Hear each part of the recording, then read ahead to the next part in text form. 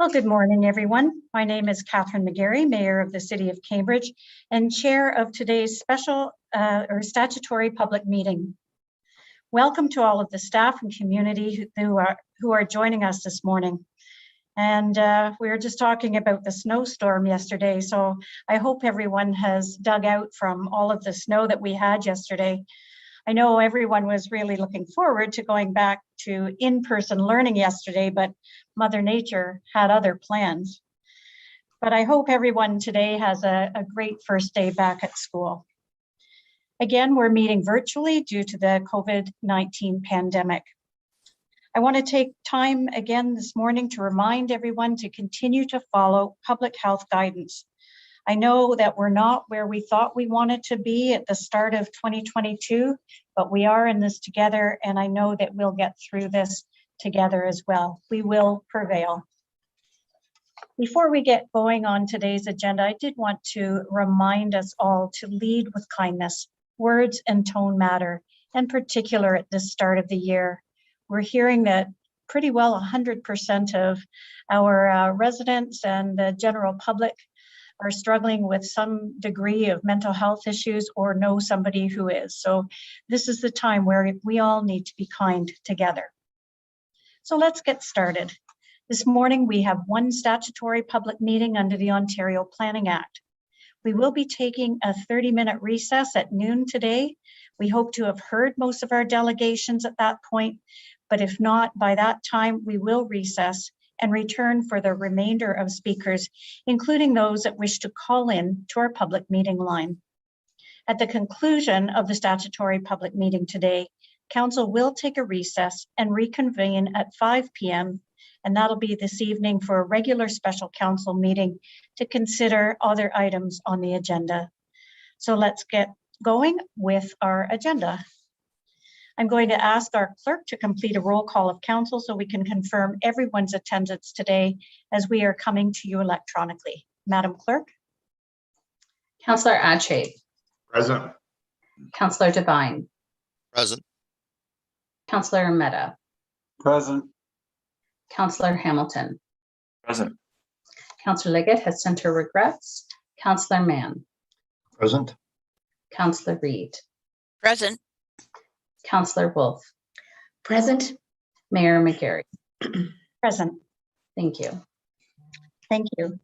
In addition, we're going to take a moment to welcome the staff we have joining us today, and joining us electronically, we have our City Manager, David Calder, our Deputy City Managers, Dave Bush, Hardy Bromberg, Cheryl Zonleiter, and Yoga Shah, our Chief Financial Officer, Cheryl Ayers, our City Solicitor, Lisa Shields, our Chief Planner, Lisa Prime, our Director of Engineering, Kevin DeLebeck, and we also have staff from other divisions joining us this evening, and they'll join the meeting when their item is up for discussion. Clerking the meeting today, we have our City Clerk, Danielle Manton, Deputy Clerk, Jennifer Shaw, and Mallory Greenoff, Council Committee Services Coordinators. And thanks again to our technology services staff, Ayesh De Silva, who's assisting with logistics for today's meeting. We would like to begin by acknowledging that the land on which we gather today is the land traditionally used by the Haudenosaunee, Anishinaabe, and Neutral people. We also acknowledge the enduring presence and deep traditional knowledge and philosophies of the Indigenous people with whom we share this land today. Now, a reminder to members of council that under the Municipal Conflict of Interest Act, it requires members of council to declare any direct or indirect pecuniary interest in relation to a matter under consideration. So members of council, are there any declarations of pecuniary interest? Seeing none, we'll move forward with our agenda for today. Today we have one statutory public meeting under the Ontario Planning Act, and I'll call upon staff to provide an introductory presentation at the beginning of the statutory public meeting. After we've heard from staff, we will hear from the applicant or consultant for the property. Afterwards, I'll call for our pre-registered delegations, and then open the phone lines to any members of our virtual audience who have tuned in to our live stream of today's meeting and wish to speak to the item. Members of our virtual audience wishing to speak to the item before us today can contact us at 519-740-4680, extension 4799. Again, this number is 519-740-4680, extension 4799. City staff are on hand to monitor and receive calls to this number during the course of the statutory public meeting today. This number will also be available on our city website, our agenda, and on the live stream of our meeting located on the City of Cambridge YouTube page. Each delegate who participates will be allowed 5 minutes to speak. I do remind members of council and the public that there is no debate of this item in the public meeting. I also remind council that this statutory public meeting will be before council a second time with a recommendation report, and today's process is for public consultation. Council will consider all oral and written comments prior to making a decision on a planning application. If a member of the public would like to be informed of further reports and/or decisions on the matter, we do ask that you email your name and contact information to our planning division. The contact information for the staff member who is associated with the public meeting will be shared as part of their presentation. So we are excited to have you here with us again, Cambridge, for another special council meeting, and another reminder that we're all in this together and we all need to continue to do our part.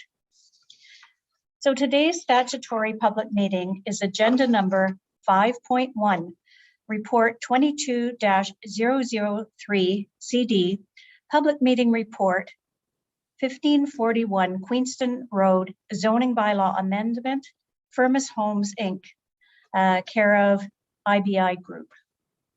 So again, we're going to hear from staff, the consultants, then move to pre-registered delegations, followed by anyone who wishes to call into this item. So I'm going to ask council that we hold off on questions for staff until we hear from all of our delegations today as part of the public meeting. So today we're going to begin with a presentation from Michelle Baya, Planner 1, the Site Development and Zoning Planner, who will provide an overview for this report. And Michelle, it's up on the screen already, so welcome everybody. Perfect. Thank you, Madam Mayor. Good morning, Madam Mayor, members of council, senior staff, and members of the public tuning in with us this morning. My name is Michelle Baya, and I am a Planner 1 with the City of Cambridge. I'm here today to present the zoning bylaw amendment application submitted for 1541 Queenston Road. Next slide, please. So the purpose of today's statutory public meeting is to formally introduce the proposed planning application to council and the public. Notice was mailed to assessed owners within 120 meters of the subject property and anyone else requesting notification in accordance with the Planning Act. Notice was also provided in the Cambridge Times, December 23rd, 2021. If you would like to receive future notification about this application, or if you have any questions about this application, or would just like to discuss it further, you can contact myself on the email provided on this slide. Next slide, please. So in terms of our timeline and where we are in the process, we are currently at the public meeting stage this morning, which is early on in the application review process. So the next steps of the process, as you can see from this graphic, will include the review of staff and agency comments, comments received from the public, as well as comments received this morning from this public meeting to inform our recommendation. This recommendation will eventually be provided in a report to council at a future council meeting for their decision on the application. Next slide, please. So in terms of location and general context of this site, The property is located just east of the Preston Town Center, approximately 1.2 kilometers away. And as you can see from this aerial, the subject site is east of the Queenston Road and Bishop Street South intersection. This site is approximately 1,094 square meters in size, and this equates to about 0.1 hectares. The site currently occupies a one-story single detached dwelling. So in terms of the context, the subject site is surrounded by a mix of uses, which includes but isn't limited to existing low, medium density residential uses along Queenston Road. You can just see them at the corner there of Queenston Road and Brown Street, and also along Bishop Street as well at that Bishop Street and Queenston Road intersection. There are also commercial uses, some immediately north of the site, fronting onto King Street East, as well as some institutional uses located further west of the site. Next slide, please. In terms of the official plan designation and zoning, as you can see, the site is designated low medium density residential and is currently zoned low density residential R5. Next slide, please. In terms of the proposal, the applicant is proposing to develop the subject property with a two-story row house containing 3 residential units. 2 parking spaces are to be provided for each dwelling unit. So 1 parking space would be in the garage and another parking space would be on the driveway. And the proposed tenure of each dwelling unit is to be freehold ownership. And so in order to facilitate this development, a zoning bylaw amendment is required. Next slide, please. So the zoning bylaw amendment requested is to rezone the subject property from the existing low-density residential R5 zone to a multi-residential RM4 zone. And this will allow for the use of the property for a row house. In addition, a site-specific provision is requested for the interior side yard setback. The interior side yard setback required within the RM4 zone is 3 meters, and this is approximately 9.8 feet. So with the proposal, the interior side yard setback proposed is 1.83 meters, which equates to about 6 feet. It's noted that all other provisions of the RM4 zone are being complied with as part of this proposal.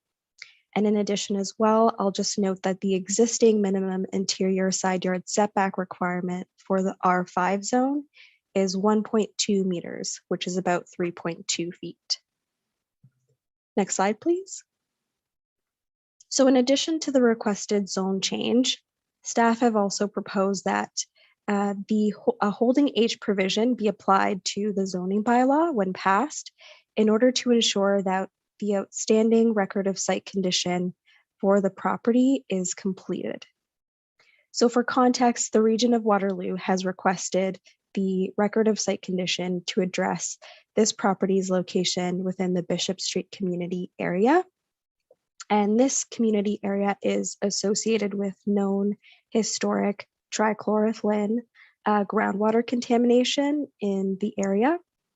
And the H provision would be lifted once this record of site condition is acknowledged by the ministry. Next slide, please. So this is a concept plan of what is being proposed. So circled in red, you can see the requested interior side yard setback. Next slide, please. And so this is just an elevation of the proposal for an illustration of what the two-story row house will look like. Next slide, please. So in terms of considerations, the following are the considerations that will be taken during the further review of this application. So in addition to consistency with provincial policy, conformity with the growth plan, the region's official plan, the city's official plan, and zoning bylaw, We will also be looking at compatibility with the surrounding neighborhood, the proposed changes to the zoning category and the site-specific provision, the record of site condition, as well as comments received from council this morning and the general public and staff agency during circulation. Next slide, please. So the staff recommendation is as written on this slide, that report number 22-003CD be received, and that the application for 1541 Queenston Road be referred back to staff for subsequent report and staff recommendation. Next slide, please. So that concludes my presentation this morning, but if you have any further comments or have any further questions about this application, you can contact me on my contact information provided on this slide. Thank you.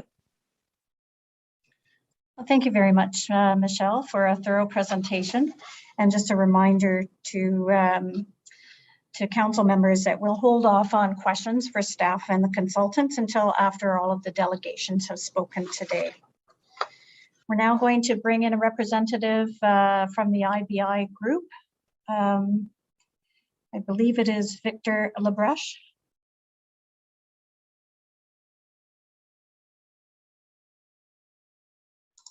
And Victor's just joining, Madam Mayor. Okay, now I see him there. Thank you. Welcome, Victor. It's Mayor McGarry. Can you hear me?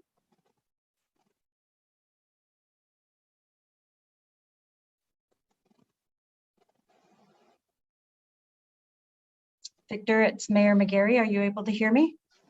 Yes, Mayor McGarry, thank you. Thank you. Well, welcome for joining us this morning. Did you have anyone else joining you as well? No, it would just be myself, Your Worship. Okay, well, thank you for being with us today.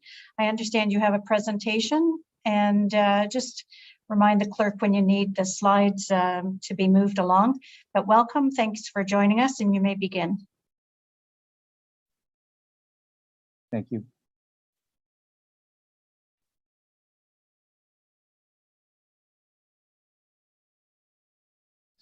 I apologize for my delay. I just was deleting the YouTube feed, which is distracting, of course.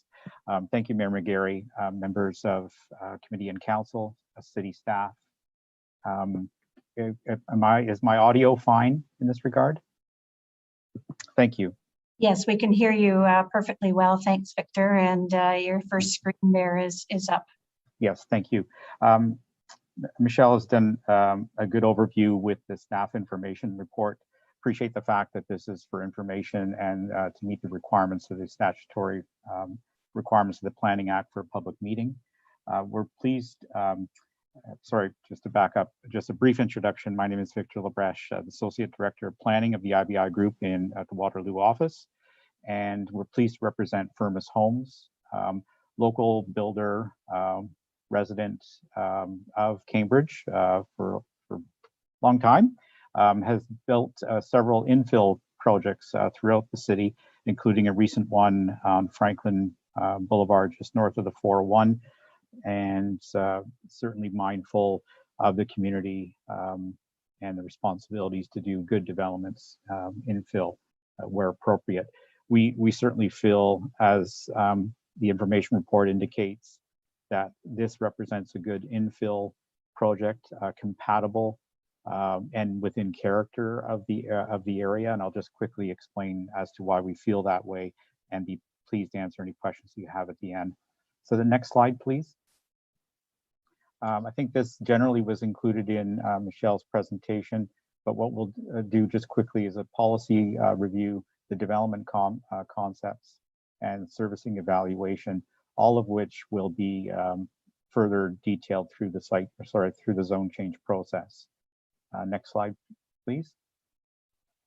Policy review essentially deals with the provincial policy statements, the growth plan, and the Cambridge as well as regional official plan. The proposed development represents an appropriate, modest scale and compatible infill development in our professional opinion.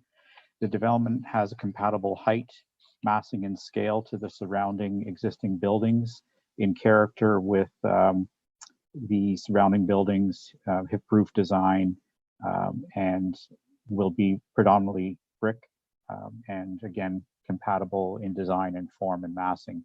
The development respects the facade details with a hip roof or peaked roof, similar to adjacent buildings and within keeping of those official plan urban design policies. The permitted density of the project is approximately 30 units per hectare if you sort of extrapolate the size of this lot compared to what's permitted, and the official plan allows upwards of 40 units per hectare, so we're certainly within the maximum density. Next plan, please. We've provided a neighborhood context sort of key map.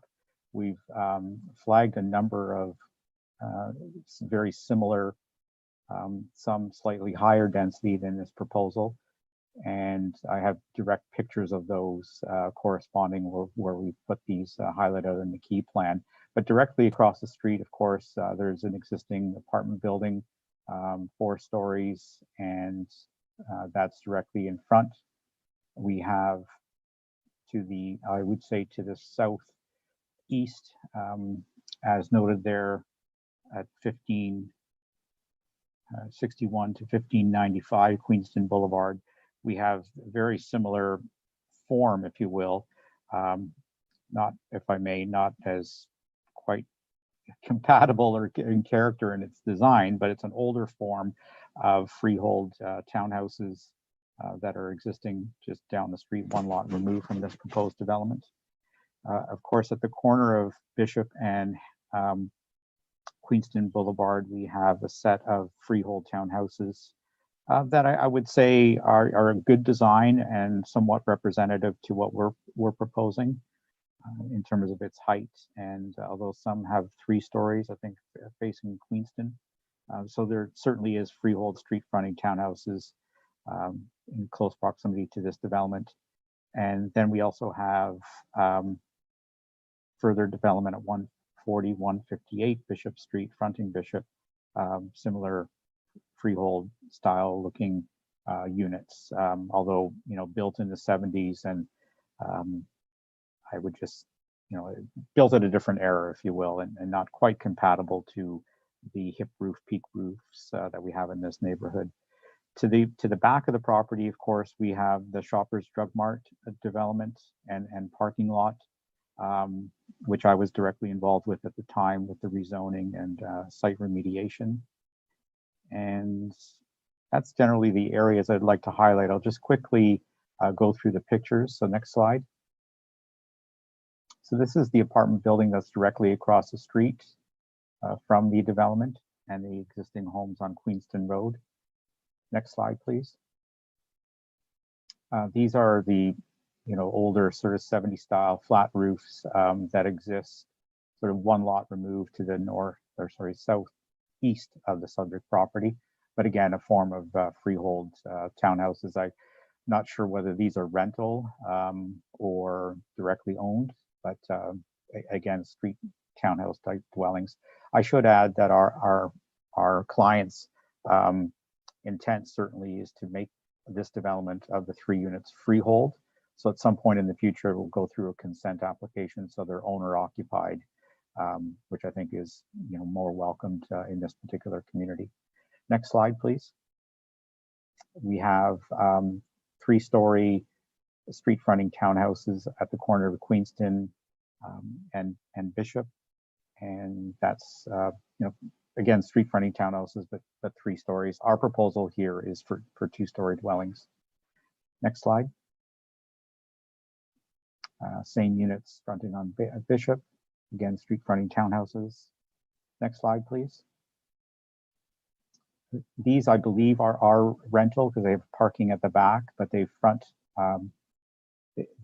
Bishop Street, and again, sort of a form of street fronting townhouses built at a different time.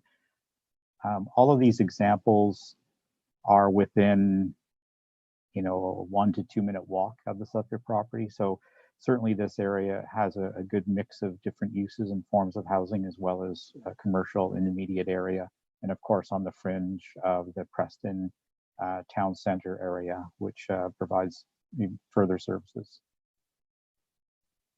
I believe, next slide, please. Yeah, that really concludes my overview.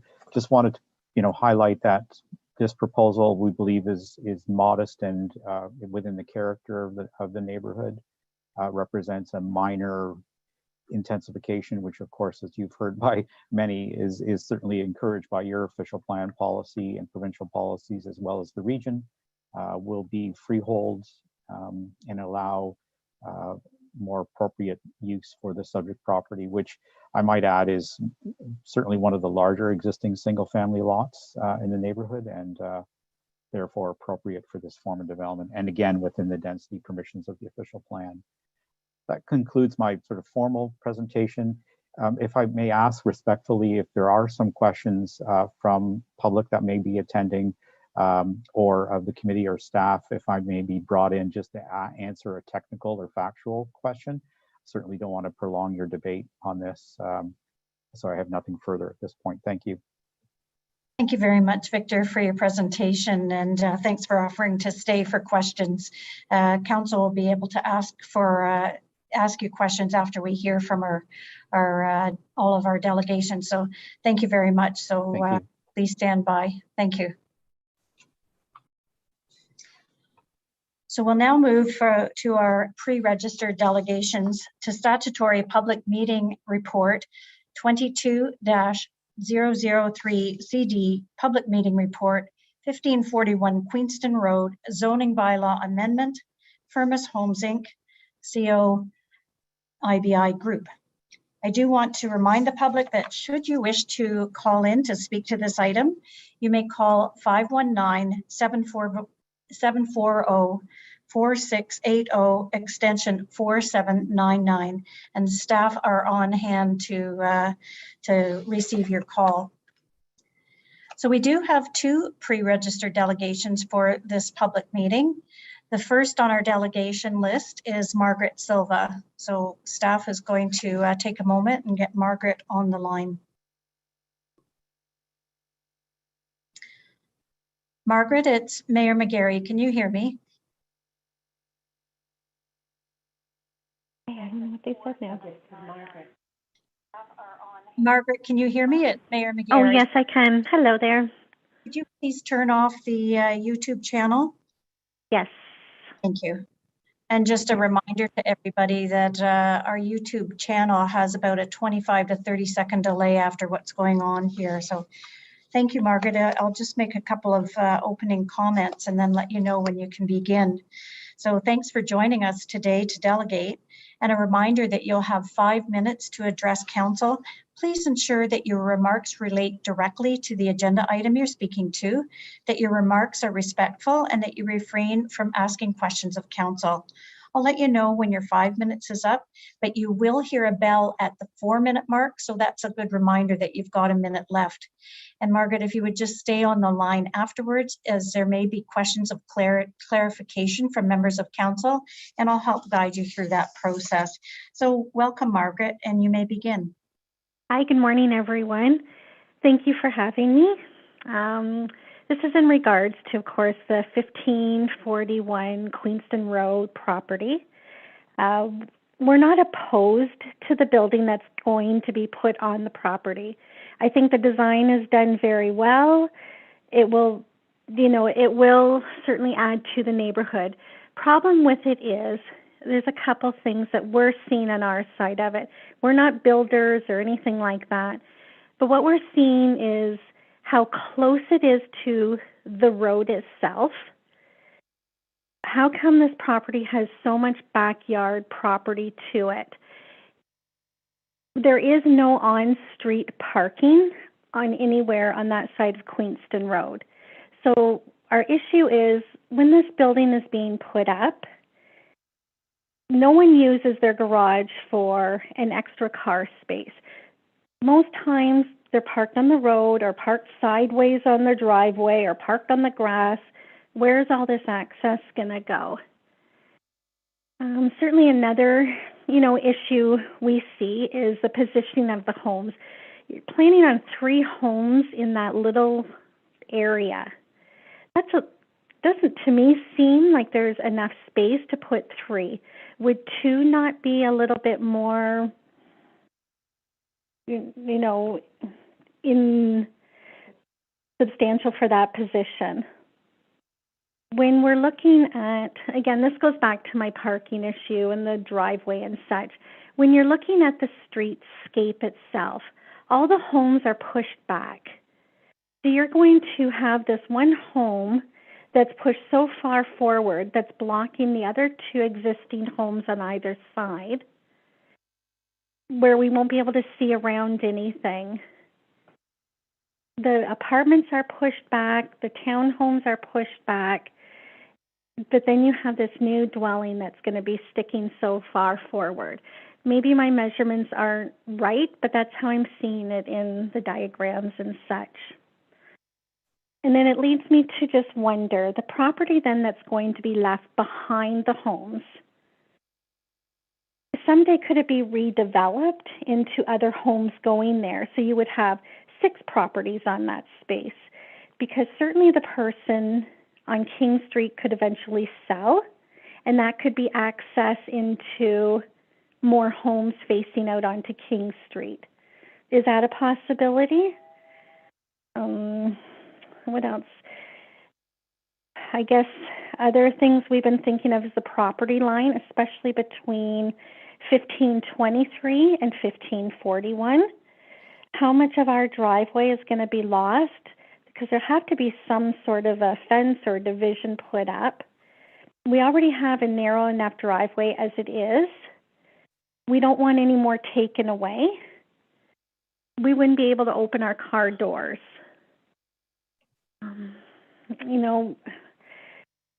The development of it, we've seen some around town, and yes, it is a very nice design, and we could certainly work with it, but some of those things need to be addressed.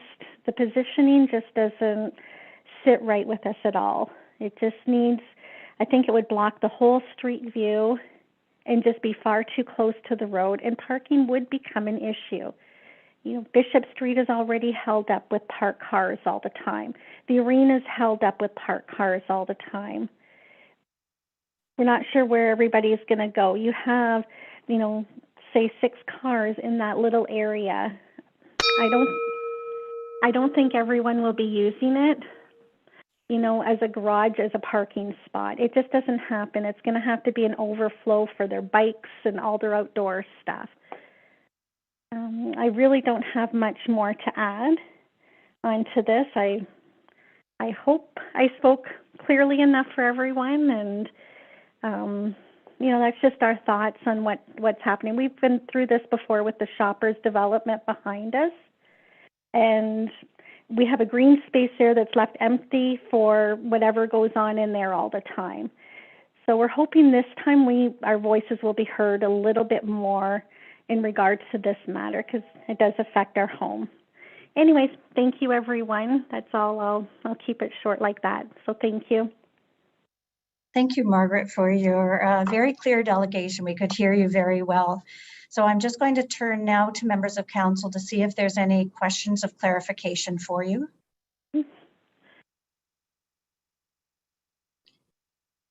And there are no questions at this time. So thank you again for joining us this morning and delegating.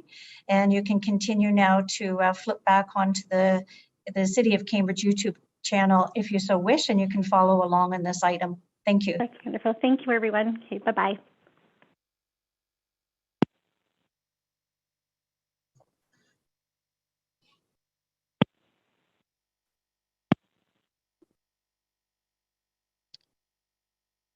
Thank you.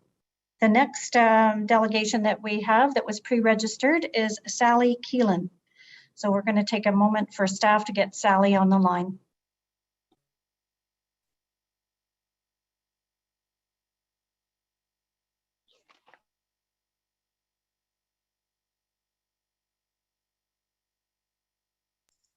And staff are just working to call Sally. She should be with us shortly. Thank you.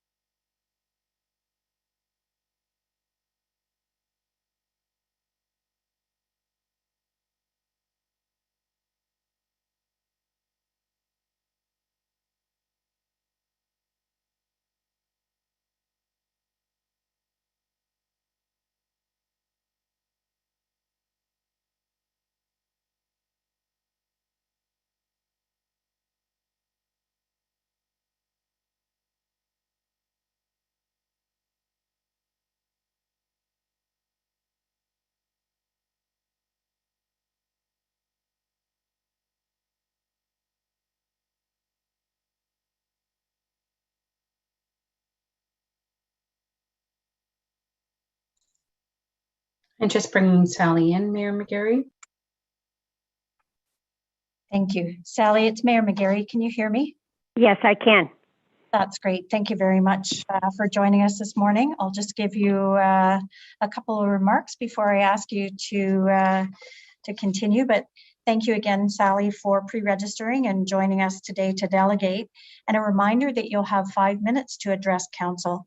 And please ensure that your remarks relate directly to the agenda item that you're speaking to, that your remarks are respectful, and that you refrain from asking questions of council. I will advise you when your 5 minutes is up, and you will hear a bell at the 1 minute mark, and meaning that you've got a minute to wrap up. Afterwards, members of council may have questions for you, and I'll help you to guide through that process if you could just stay on the line at that point. So welcome, Sally, and please begin. You have your 5 minutes. Good morning, Council. Thank you for the opportunity to allow me to speak today regarding the new development being scheduled for 1541 Queenston Road.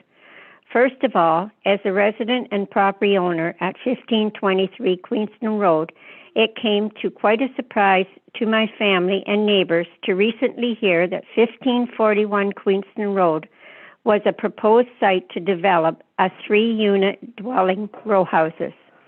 What we don't understand is how someone can purchase a home 2 years ago and change the dynamic of the neighborhood in a short time. I am shocked and somewhat surprised that no one from the developer's office notified us of the development being proposed, only a letter arriving 3 days before Christmas in our mailbox from the city of Cambridge. As it states in the letter, we wish to have the developer work with us in regard to this proposal. Thank you very much for giving me the opportunity to speak. Thank you very much, Sally, for your delegation. And if you could just stay on the line, I'm just going to turn to members of council to see if they have any questions for you. And I do, and I'm going to ask Councillor Mann to go ahead and pose his question. Councillor Mann. Thank you, Madam Chair, and through you. Thank you for your delegation, Sally. And just a quick question. You said you live at 1523 Queenston Road. Is that right next to the proposed development? Yes, it is. Thanks. Thank you, Madam Chair. Thank you. I have another question here from Councillor Reid. Councillor Reid, please go ahead. Thank you, Madam Mayor. Yes, to Sally.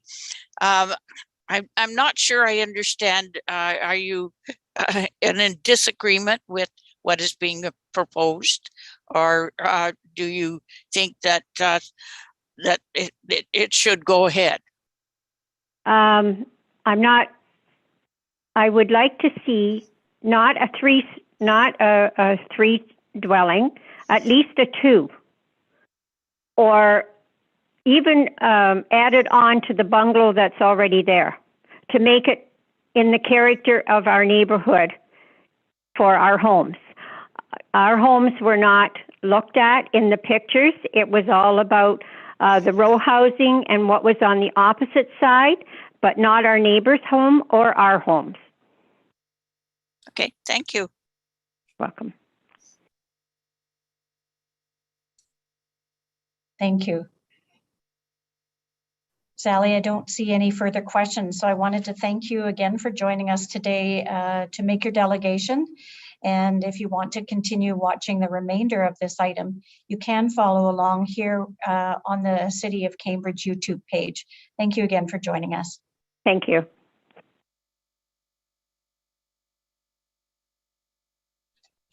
Thank you. That brings us to the end of our pre-registered delegations, but we have had a call in already, and I think we'll hear from that person as well. And I don't have that person's name yet, but we'll do in a moment. And I'll ask staff to take a moment to bring the call in.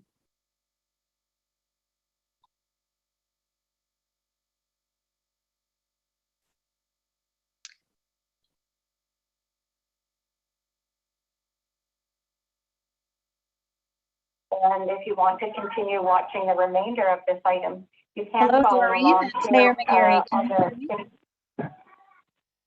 Hi, Doreen. It's Mayor McGarry. Can you hear me? Yes, I can. Thank you. Thank you. Can you hear me? Yes, I can. And I hear that you've turned off the YouTube channel behind you. Thank you. Yes, you might hear some kids in the backyard or in the background, but okay. All right, we've had all kinds. So just give me a minute, Doreen Miller, just to provide a couple of remarks, and then I'll give you your 5 minutes. So thank you for calling in to speak to this public meeting. And a reminder that you'll have 5 minutes to address council. Please ensure that your remarks relate directly to the agenda item that you're speaking to, that your remarks are respectful, and that you refrain from asking questions of council. I'll let you know when your 5 minutes is up, but you will hear a bell at the 4-minute mark, and that gives you a minute left to wrap up your remarks. Afterwards, there may be questions of clarification for you from members of council. I'll help guide you through that process. So welcome, Doreen. Thanks for calling in, and please begin. Hi, my name's Doreen Miller, and I live at 1549 on Queenston Road, right beside the townhouses that Victor had said that they were built probably back in 1970. Excuse me, I'm very nervous. I'm concerned about these houses, 3-story homes that are being built in a row between my house and Sally's house, which I'm kind of disappointed that he didn't take a picture of our house and Sally's house to show what they're proposing. I'm actually concerned too because of the contaminated water, apparently, with this new construction. What will that bring to us? I also have a pool in my backyard. I mean, we have traffic from the lights shining into our backyard from shoppers, you know. I'm just concerned because I've been a taxpayer for over 20 years at this location. And I don't understand how someone can come in and realize, you know what? We can make a 3-row house, 3 stories high, but what about the neighbors? Like, there was no respect. Like Sally said, 3 days before Christmas, we get this letter. And I really don't understand why he did not take the pictures of our houses so you can see what they're proposing. I'm sorry, I'm very nervous and I'm upset about this. And I wish I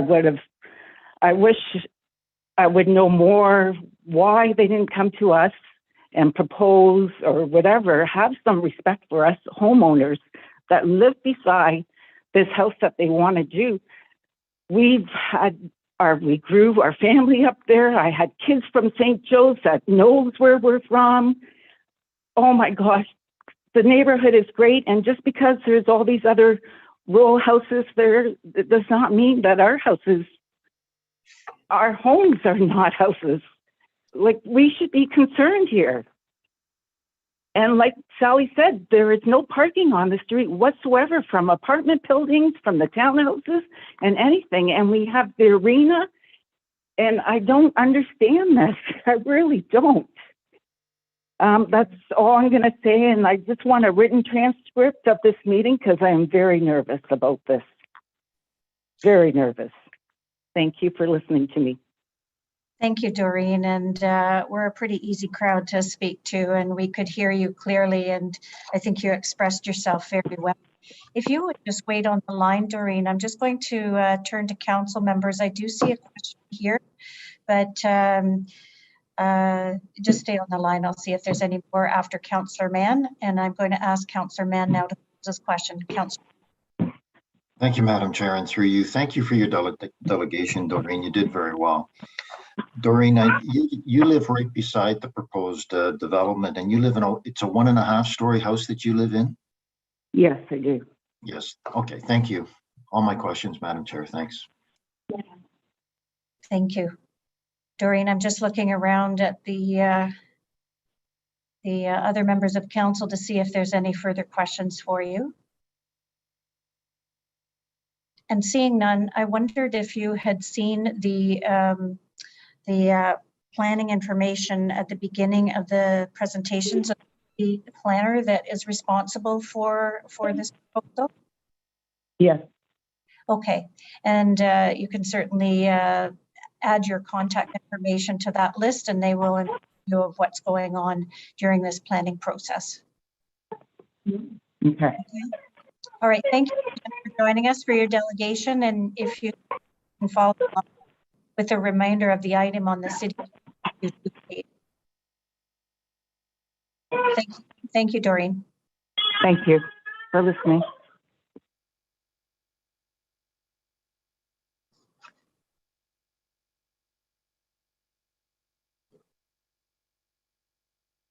So we do have one more call in before we go to our first formal call out, and that is Frank Phelan. So I'm going to ask staff to bring in Frank to the meeting.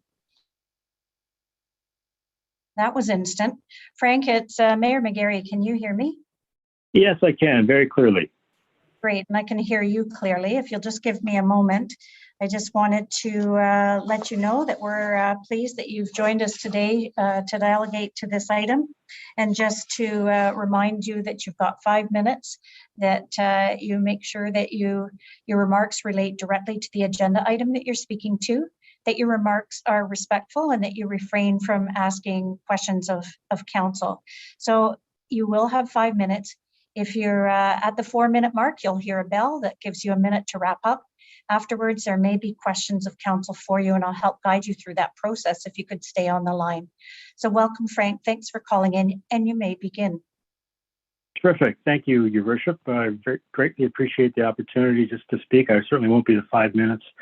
I just wanted to phone in as a former 30-year resident of the property to support the delegates that have previously spoken.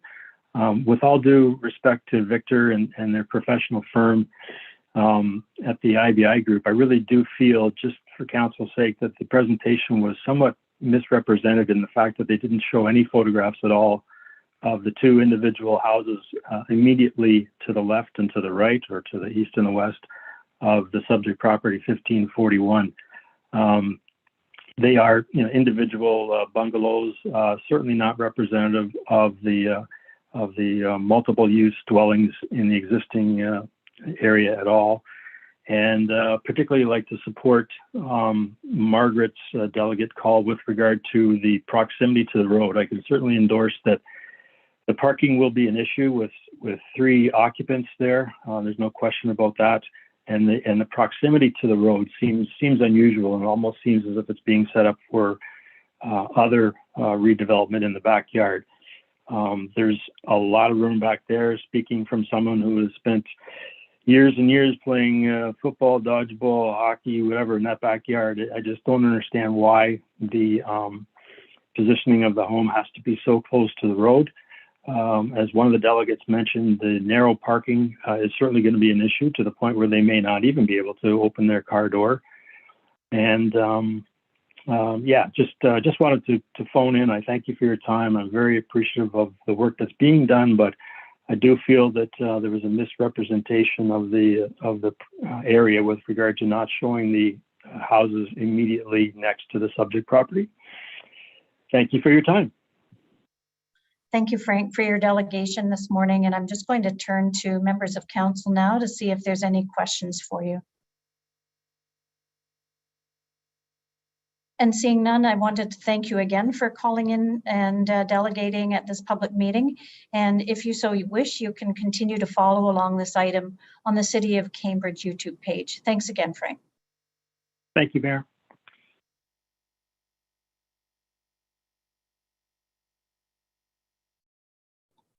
So we have no other call-ins at this particular moment. So I'm going to give the first call out for members of the public who would like to call in and speak to agenda item 5.1, public meeting report 22-003 CD, public meeting report 1541 Queenston Road zoning bylaw amendment, Firma Homes Inc., CO IBI Group. Again, individuals wishing to speak to this item can call in at 519-740-4680, extension 4799. I'm going to give 1 minute now to see if anybody would like to call in and speak to this item. So I'll ask your patience while we await callers.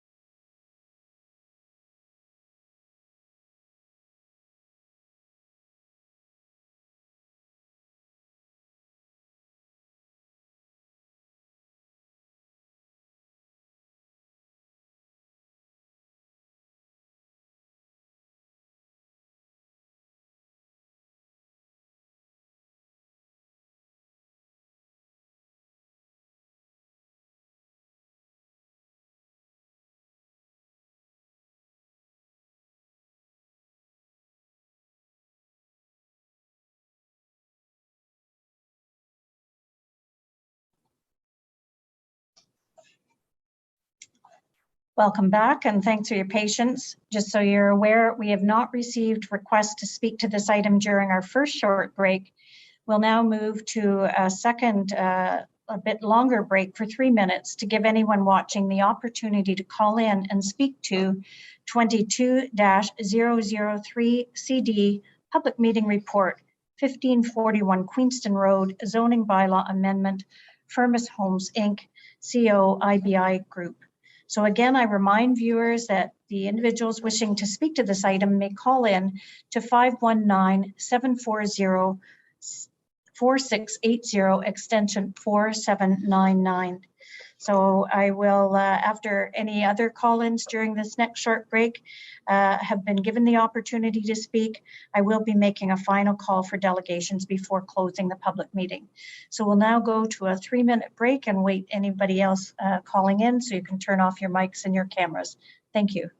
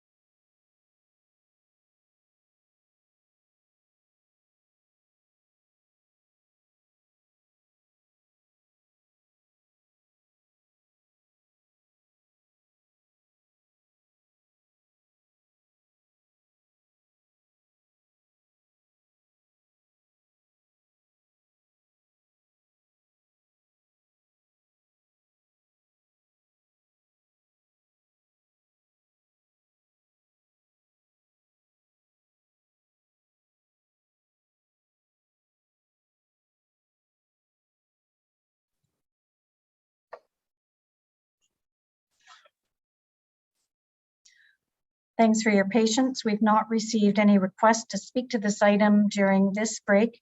We'll now move to a third and final 3-minute break to give anyone watching the opportunity and to call in and speak to 003 CD Public Meeting Report 1541 Queenston Road Zoning Bylaw Amendment, Firma Homes Inc., CO IBI Group. And so this will be the third and final call. So please, members of the public listening in can join the call by calling 519-740-4680, extension 4799, and we'll have another 3-minute call out. Thank you.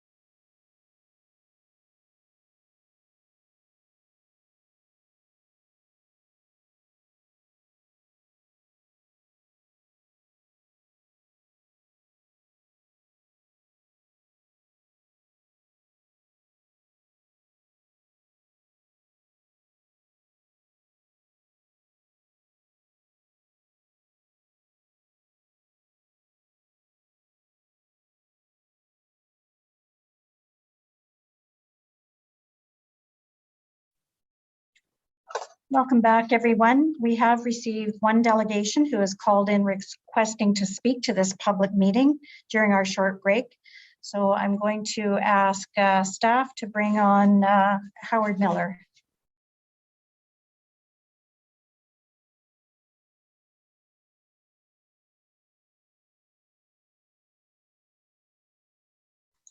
And staff are just trying to reach the delegate. We'll be with you in a moment. Go ahead. Thank you. Hello. Hi, Mr. Miller. It is Catherine McGarry, the mayor. Can you hear me all right? Yes, I can. Good. And can I just clarify your first name? Yeah, it's Howard. Howard. Okay. Thank you for calling in, Howard, in order to speak to this this public meeting item. So just a reminder that you'll have 5 minutes to address council, and please ensure that your remarks relate directly to the agenda item you're speaking to, that your remarks are respectful, and that you refrain from asking questions of council.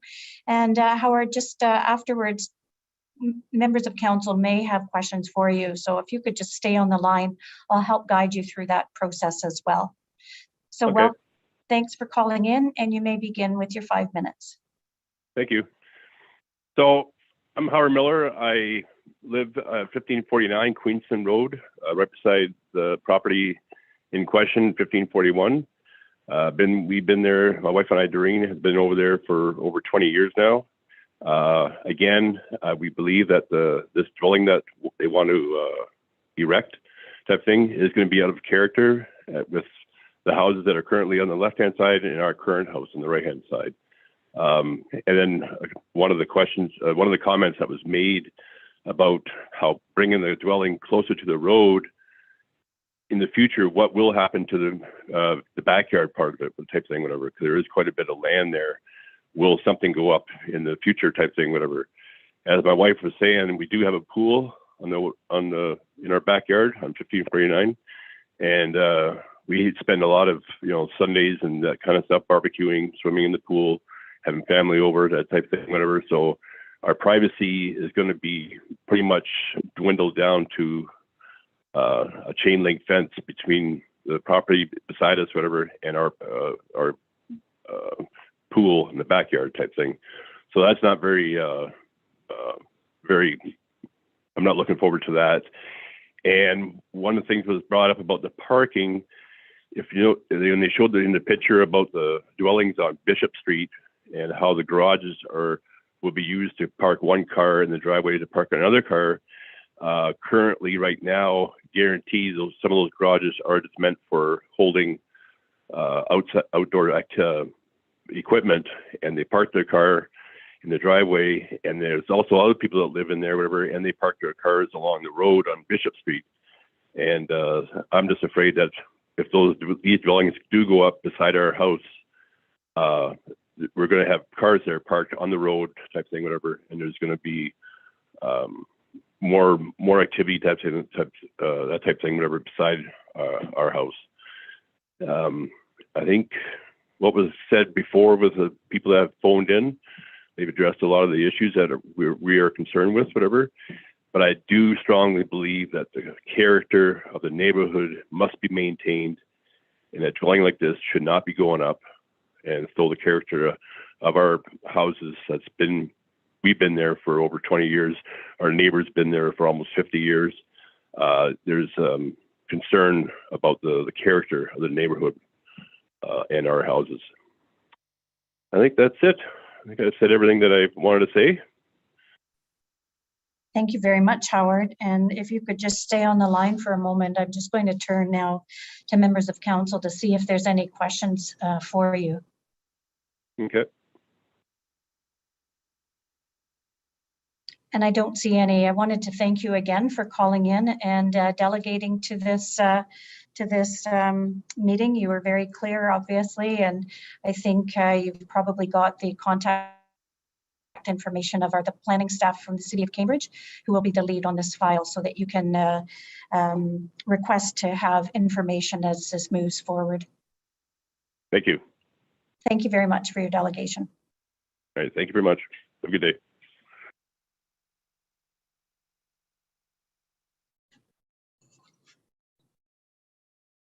Thank you. Now, I just wanted to tell you that I've received confirmation from staff that the phone lines and messages for the statutory public meeting call-in extension have all been received, and that we've heard from all of those who requested to speak today. So before going to putting the motion on the floor, I'm going to ask council now if they have any questions, particularly for consultant and our staff for today. And I'll start with Councillor Wolf. Please go ahead. Through you, Madam Mayor, my question is for Victor.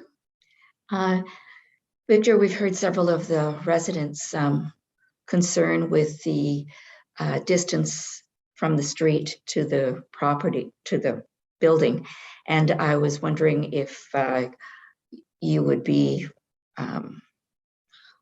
agreeable to moving it back, and if there are any plans to sever the property at the back of the house for future development. If I may, Mayor McGarry, through you to answer Councillor Wolf's questions. Certainly we anticipated, and I think there was one written response ahead of the meeting about the location of the proposed street fronting townhouses up front, in front of the existing single detached dwellings. And certainly the lot is, as I mentioned, one of the largest lots in the area, and certainly very deep. So it has the ability to move the buildings back. So trying to keep a short answer to your question, yes, it's something that we'll look at together with staff and take their lead on it. But we do have the room to slide this building back. Right now, we showed just, the minimum zoning bylaw setback is 6 meters. So we showed it that way, but we can go easily to 10 meters, 11 meters, which would comfortably allow 2 cars to be parked in tandem behind each other. Plus there's the garage. Admittedly, I would agree that at least 50% of the people use that for storage, so it's not always available. But we can slide the building back to have a couple more spaces that would also put the front of the building in line with the adjacent buildings. And also with regard to any proposal at the back of the property, yes, because it's deep, I certainly appreciate why that question comes up. But as you know, it backs onto a commercial parking lot. So the depth of this property, we have little ability to develop that with, townhouses at the back because we don't have any frontage. We'd have to do it now. So once we develop, with this design that we have in mind, if it's to be developed, it kind of landlocks that large backyard area and not available for development. We'd have to either propose something now, maybe an 8 or 12-story building because of the size of the lot, like an apartment style building. But that's not our wish. It's strictly the 3 fronting street freehold townhouses. Once that development happens, nothing more can really be done to the back. Thank you very much. Thank you. Thank you. We'll go next to Councillor Hamilton, followed by Councillor Mann. Councillor Hamilton, the floor is yours. Your worship, and through you, my first question was that of Councillor Wolf's, which is the position close to the road. So I'm glad that you can take a second look at that with staff, Victor. I did have a question about parking. A number of people brought up the difficulties in potentially parking on the street, and we know around the corner is going to be the new Preston Auditorium, which will hopefully be attracting a lot of cars to the area. So if you could just clarify, should we be concerned about on-street parking, or what are residents to do in this area? What would the traffic flows be like? Through you, your worship, to Councillor Hamilton, if I may. Because of the still complying with the density permissions in this official plan, a parking study or traffic study wasn't required. Again, modestly, this is 3 units.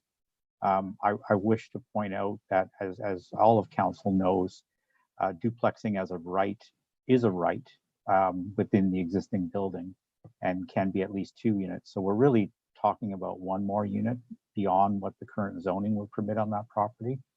These will, envisioning the fact that they are freehold townhouses, would only allow one family or in there. So I would say that if we push this building back and allowing easily 2 parking spaces, in tandem, that would certainly more than adequately meet the parking requirements for each one unit dwelling in this case.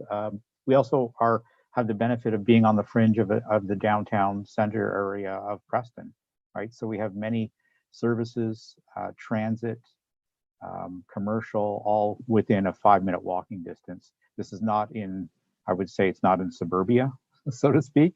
So there may be people that buy the unit that say, hey, we only need one car here. That's another bonus of living here and being able to afford a more or less an affordable first-time home buyer situation in this case. I'd also like to point out that the density permissions of 40 units per hectare would equate to 4 units on this property. So, I also would like to take the opportunity to say to the residents, from this point forward, please call us. You have my email address, our phone number. We can set up a conference call to discuss your concerns a little bit further. But there was no intention to ignore the fact that we have single-family homes in this neighborhood. In fact, it's on our air photograph. We know there's single-family homes in the area, and there was no intention not to show the abutting properties.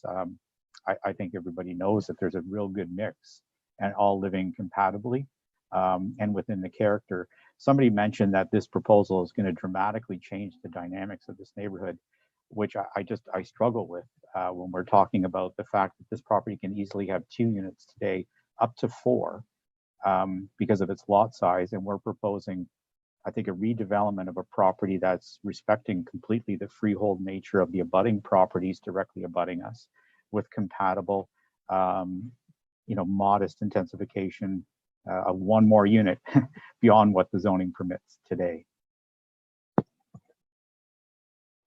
All right, thank you, Victor. Thank you. Appreciate it. Thank you. We'll move next to Councillor Mann. Please pose your question. Thank you, Madam Chair, and through you, I do have a couple of questions, so I hope you'll give me the liberty to go with that.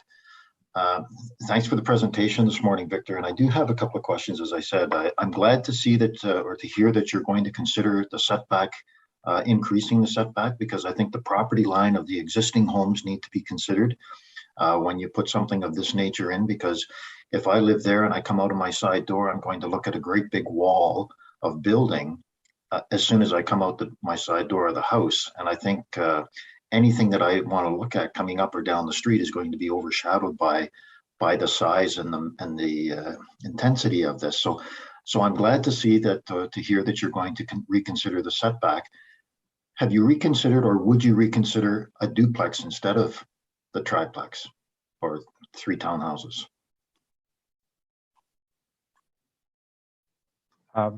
Through you, Mayor McGarry, to Councillor Mann. Again, because of our client has bought, and there are several examples of very good quality infill developments he's done throughout the city, has purchased this property with compatibility and keeping the character in mind. This is not the first street fronting townhouse dwelling that's going to be built in this neighborhood. There's several of them, as we pointed out. And given that the fact that the investment that's been put into this, and also providing freehold ownership that's sorely and highly needed, I should say, in this community and beyond, I think this provides a good opportunity. So the short answer, Councillor Mann, is respectfully no. It's the consideration for completing a duplex here is not sort of on the table or within the wishes. And I would suggest that unfortunately, with duplexing or triplexing of existing homes, it does often lead to more neighborhood incompatibility than something like this, which allows an opportunity for first-time home buyer to get into the market with a quality freehold development, which I think is more respectful and mindful of this established neighborhood. Thank you. Thank you. And what about the trees on the lot, Victor? I know there are a number of trees there. It's a very deep lot, And I'm not sure about the number, but I know there are some mature trees there. What's the developer planning to do about the trees? Yes, through you, Mayor McGarry, to Councillor Mann. In that regard, a tree inventory, tree preservation plan was required as part of our submission. Every effort will be made to save perimeter trees and the largest trees on site. So around the perimeter, those will be saved. You know, internal in the immediate backyards of these townhouses, I know there's a couple of trees that will need to be removed, but everything around the perimeter will be saved. So I don't think that'll change the view or vista, if you will, from internal of the lot or the adjacent homeowners. I'd also point out that a single family home, as you know, could allow a minimum 4-foot side yard. In this case, we're proposing 6-foot side yards. So that's, I think, you know, respecting minimums. Thank you. But with the trees that you're going to take down, are you going to replace those trees in the big backyard that is going to exist? Through you, Mayor McGarry, to Councillor Mann, we're not subject to what's called site plan approval on street fronting townhouses. So that's one mechanism to ask the builder developer for a landscape plan and more trees. We will be subject to, though, a future severance consent application. And I would just, you know, for the record, note that a condition related to that consent could request looking at further enhancement and planting of perimeter trees to the subject property. So there is that one more application that condition could be added. Thank you. And my last question, Madam Chair, if I may. The neighbors are going to be very close from what they are now, because I think the existing bungalow there is probably 15 to 20 feet from either house on either side of it right now. So there's a big difference there. And I think Sally's driveway will be right next to the property line when this build takes place. How do we protect the driveways and the properties of the abutting property owners when this build takes place? Because you're going to be so close, and the driveways of the two other properties will be right next to the build. How do we protect those driveways and their property in the process of constructing this unit? Yes, through Mayor McGarry to Councillor Mann, the plan itself shows 6 meter. The internal dwelling is 6 meters wide. The external will be 7.82. So each building itself is 6 meters wide, or just over 20 feet. But envision, if you will, the end units, because we have a side yard of 1.82, which is just over 6 feet. Those end unit lots are in total 7.182. Sorry, 7.82. So what I'm trying to say is the flanking lots are wider. And again, we have a 6-foot side yard. So the driveways, I'm a little bit at a loss to think why the driveways going into these new houses will be having, you know, cars when they open their doors hitting the side yard or getting into the, you know, crossing the side yard with their doors. It's just physically will not be possible, because we have a 6-foot side yard, and our garages will be internal, not on the ends of the unit. So in fact, the driveway setbacks, and again, these are not double wide driveways. These are just long tandem single width of 3 meters. We'll have easily 2.5 meter setback to the abutting property owner, which is about 9 feet. So the door just doesn't swing out past 9 feet to get into the abutting property. And just for clarification, through you, Madam Chair, that wasn't my point, Victor. It's just that when you dig a foundation and the neighboring driveway is so close, that the damage to the neighboring driveway may be affected by digging the foundation for the home, because the driveway is that close. So that's and I would just like that to be noted, because I think that that could be a concern if this proposal goes ahead. Those are my questions, Madam Chair. Thank you. Thank you. We'll move next to Councillor Reid, and Councillor Reid, you can pose your question. Thank you. My question is around affordability. And I'm wondering if these 3-row houses will be affordable and attainable to many people, because we know we're in a housing crisis, and we know we have people who really need something that they can afford to move into, particularly as a first home that someone is buying. So I'm wondering if you could talk about the affordability and what it might mean should you move back to 2 rather than 3.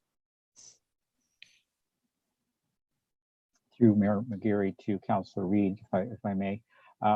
In terms of this proposed development, it does not meet the definition of affordable unit rental or purchase based on the region's formula or definition of that. I would say, and I know that Council is well aware that affordable housing is either met in the form of either a condo apartment, a condominium stacked townhouse design, or a traditional townhouse design like this is. So those are the sort of the 3 starter homes, if you will, forms of homes, and which this is one of them in terms of a townhouse development. So in that regard, it will be the lower end of the market purchase rates out there, which I respect, and we're all struggling with why it's increasing exponentially, but that's fact is a fact, and we are under those conditions. So this certainly would be affordable from that standpoint of available units, and mindful of the redevelopment costs for the property, etc. It's really, if we went to 2 units on this, it's either in the form of a semi-detached dwelling, where you have 2 units on either side, or you build 2 single families. And we know certainly that single families and also semi-detached dwelling units on a lot of this size, I'm not a market real estate expert, it's not my area, but I would say it would be at least 40 to 50% more expensive. So it takes it even further away from being a first time affordable purchase when you're only down to 2 units. So the difference between a duplex and a row house is just that there are more of them attached? Yes, correct. Okay. Thank you. Thank you. Thank you. And we'll move next to Councillor Devine. Councillor Devine? Yes, thank you. And through the chair, Mr. Lebrecht and Ms. Bay, I would like to thank you both for your presentation. Well done. Clearly, there's some concerns here. Now, Councillor Mann had asked about duplex, and Mr. Lebrecht had just kind of answered the question, because there's clearly a difference between a duplex and a semi-detached. My opinion is we're putting a lot of housing on that piece of property, and I don't think it's going to be for that side of the street. I don't think it's respectful for the neighbors. I personally would like to see a semi-detached built, obviously, and setback. I think 3 homes is too much. And looking at the rendering on page, what are we on here? Right here, the rendering on page 13 of 556. What I see here, the building actually looks good. I'll give you credit for that. It looks really, really good. But those 2 garage doors are awful close to one another. And I'm not sure if people are going to be getting out there and banging one of those vehicles, but they do look awfully close to one another. But I would much rather see a bungalow, semi-detached, built on that property. That would be my preference as if I was making a decision on that. Thank you. Okay, seeing no further questions of our consultant, and actually council members have asked all of mine, so thank you very much. And I think that we'll now call for the motion and go from there. And just reminding council that today this item's only in front of us for receipt, and we're we are to refer this report back to staff so they can move ahead. And so this item will be before council again with recommendations from staff. So I think we'll move forward now with the motion. Councillor Mann, you have it. Will you please read it in its entirety? Thank you, Madam Chair. I do. And it's moved by myself and seconded by Councillor Reid that report 22-003CD, public meeting report, 1541 Queenston Road, zoning bylaw amendment, Firma's Homes Inc., care of IBI Group, be received. And that application R09/21 for 1541 Queenston Road be referred back to staff for a subsequent report and staff recommendation. And if I may, I'd like to speak to the motion. Go ahead. Thank you, Madam Chair. And it's been a good conversation this morning. I really want to thank the delegations for coming forward. It's always difficult when you have such a personal interest in items like this to come forward and speak to these issues. I have some concerns with this, and I look at the size of this lot, and all along Queenston Road, on that particular portion of Queenston Road, are bungalows or 1.5 story homes. And so I look at this and I don't think that a 3-story or a 2-story townhouse is consistent with what is there. It's like trying to, I describe it as trying to put 3 homes, cramming 3 homes into a postage size lot, when I think a semi-detached or a duplex would be far more appropriate given the size of the lot and the character of that particular side of the street. The neighbor on one side has a similar bungalow to the one that's going to be removed, and the neighbor on the other side has a 1.5 story home. And there's distance between these homes, and as soon as Sally or Doreen walk out of their home, the first thing they're going to see is this mountain wall of a home right next to them, where in fact they've had open space in the past. And so that's why I think that a duplex or a semi rather would be more appropriate. I think it needs to be set back further from the road. The lot is so deep. Why would you have it so close to the road and not make use of more parking for people who are going to be living there or for visitors who are going to be there? And I think it needs to be consistent with the existing homes in the neighborhood, so that when you look out your front window, you don't see the house next door, you can see down the street, or you don't see that big wall. I think we need to take a look at the trees on the lot, because I know there are some mature trees there that need to be considered. And again, the height difference is significant when you look at a 2-story with a peaked roof compared to a bungalow and a 1.5 story. Again, the character is inconsistent with the immediate neighborhood. I know that there are apartment buildings across the road, and there are 3-story townhouses further down Queenston Road between Bishop and Montrose.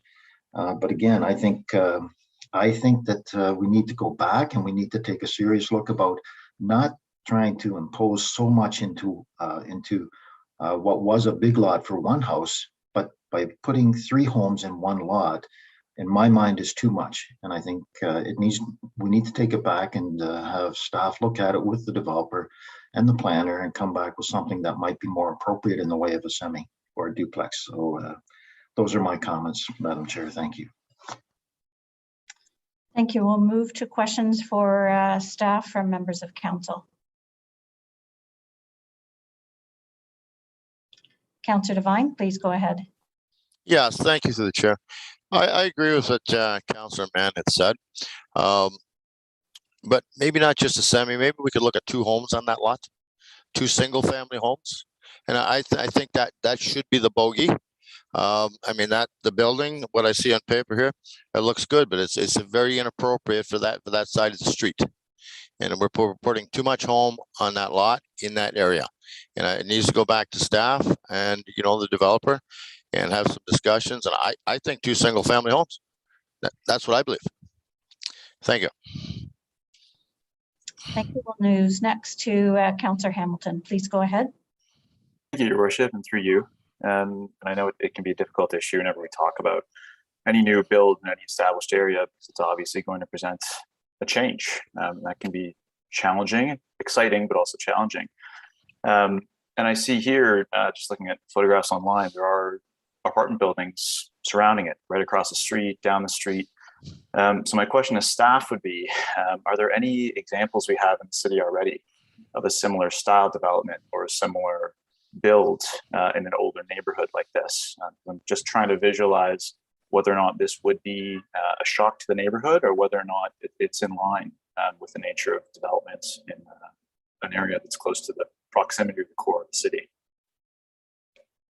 Through you, Madam Mayor, in response to Councillor Hamilton's question, definitely we'll be taking these considerations back with us when we're reviewing the application. And yes, we would be looking at other examples within the city of Cambridge, similar to this neighborhood when we're looking at compatibility and the character of the neighborhood. So definitely, yes. Thank you. All right, thank you. Thank you. Seeing no other hands up, I just wanted to ask a couple of questions myself of our staff, and I would agree that the setback should probably be in line with the other homes on either side of it, no matter what. But I think even with the setback there, these neighbors, as well as this property, has a fairly deep lot as well. So if you could just speak to that. And the other thing I wanted to ask you is that I know that we've had a housing shortage. That's part of what is driving up the costs in the province of Ontario. Across Ontario right now, we're about 100,000 homes short of the million people that have joined Ontario in the last 5 years. I also know that the region of Waterloo, and Cambridge is part of that, is one of the fastest 2 municipalities in North America that are growing quickly, and that the housing shortage is something else. So my question to you would be, attainable housing right now is getting further out of reach. Would the cost of either 2 bungalows or just a semi on this actually increase the price of the homes? And do you think that the 3 homes would be appropriate for the size of fit of that property? Thank you. I can respond to that, Madam Mayor, if you like. I think, having captured everything you're asking. Certainly, we can look at revising on the site plan where the home is located relative to the zoning. And I think you heard that from IBI as well. So certainly these are great. There's a great discussion from a local neighborhood, local impact perspective. So we can certainly, I think, address some of those things. With respect to housing in general, I think you also heard actually from the representative from IBI, as we change the housing format and style, it does, of course, have a direct impact on the price point for units. And, it's certainly conceivable that from an attainability perspective and filling that, what I like to refer to and sometimes is that transition to ownership space, which is a really important space as folks try to move out of rentals possibly into housing. With 3 units, you have more sort of accessibility, I think, from an attainability perspective to move up or first home buyers, as was mentioned. I certainly can't speak to the real estate price side of it in principle, but absolutely there's a direct relationship to the size of the home and that aspect of it. So, those are the opportunities afforded by row housing like this and the alternative formats that we try to mix into the communities. There's a principle for from an urban perspective of bringing the housing closer to the street, but absolutely understand the sort of historical transitional side of what this neighborhood is all about and how we could adjust that, make more space for parking, that sort of thing. So so hopefully that answered your general questions. If there's something else, I'm happy to comment further. Thank you. And they were general questions because I think that's part of what we're having to look at as a city and municipality as well. I guess the only other question was really about the depth of the yards. I know the question was posed to Victor about you know, the residents' fears that there could be something else built at the back of the property. So just wanted to confirm with staff that that's not what's being looked at. It wouldn't be possible once a development goes here. Right. Further, Madam Mayor, yeah, no, I think it was also referenced that this development ultimately would be landlocked relative to the commercial site behind it. So at this time, certainly these are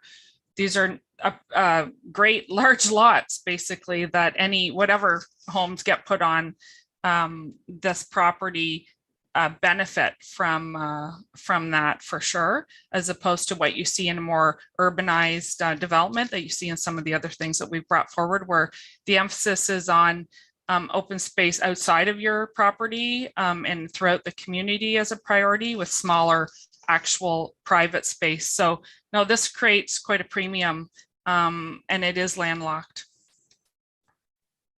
Okay, thanks. That does address my questions. I'll be looking forward to the staff recommendations and report that'll be coming in the future. And seeing no further hands, we're ready for the vote. Madam Clerk. Councillor Adshay. In favor. Actually, sorry, before we move forward, can you remind me, did Councillor Mann put this on the floor? Did we read it out? Okay, sorry. Councillor Adshay, sorry. In favor. Thank you. Councillor Devine. Nay. Councillor Mehta. Favor. Councillor Hamilton. In favor. Councillor Mann. In favor. Councillor Reid. In favor. Councillor Wolf. In favor. Mayor McGarry. In favor. And that carries. And thank you. I just wanted to deem that this public meeting was now closed.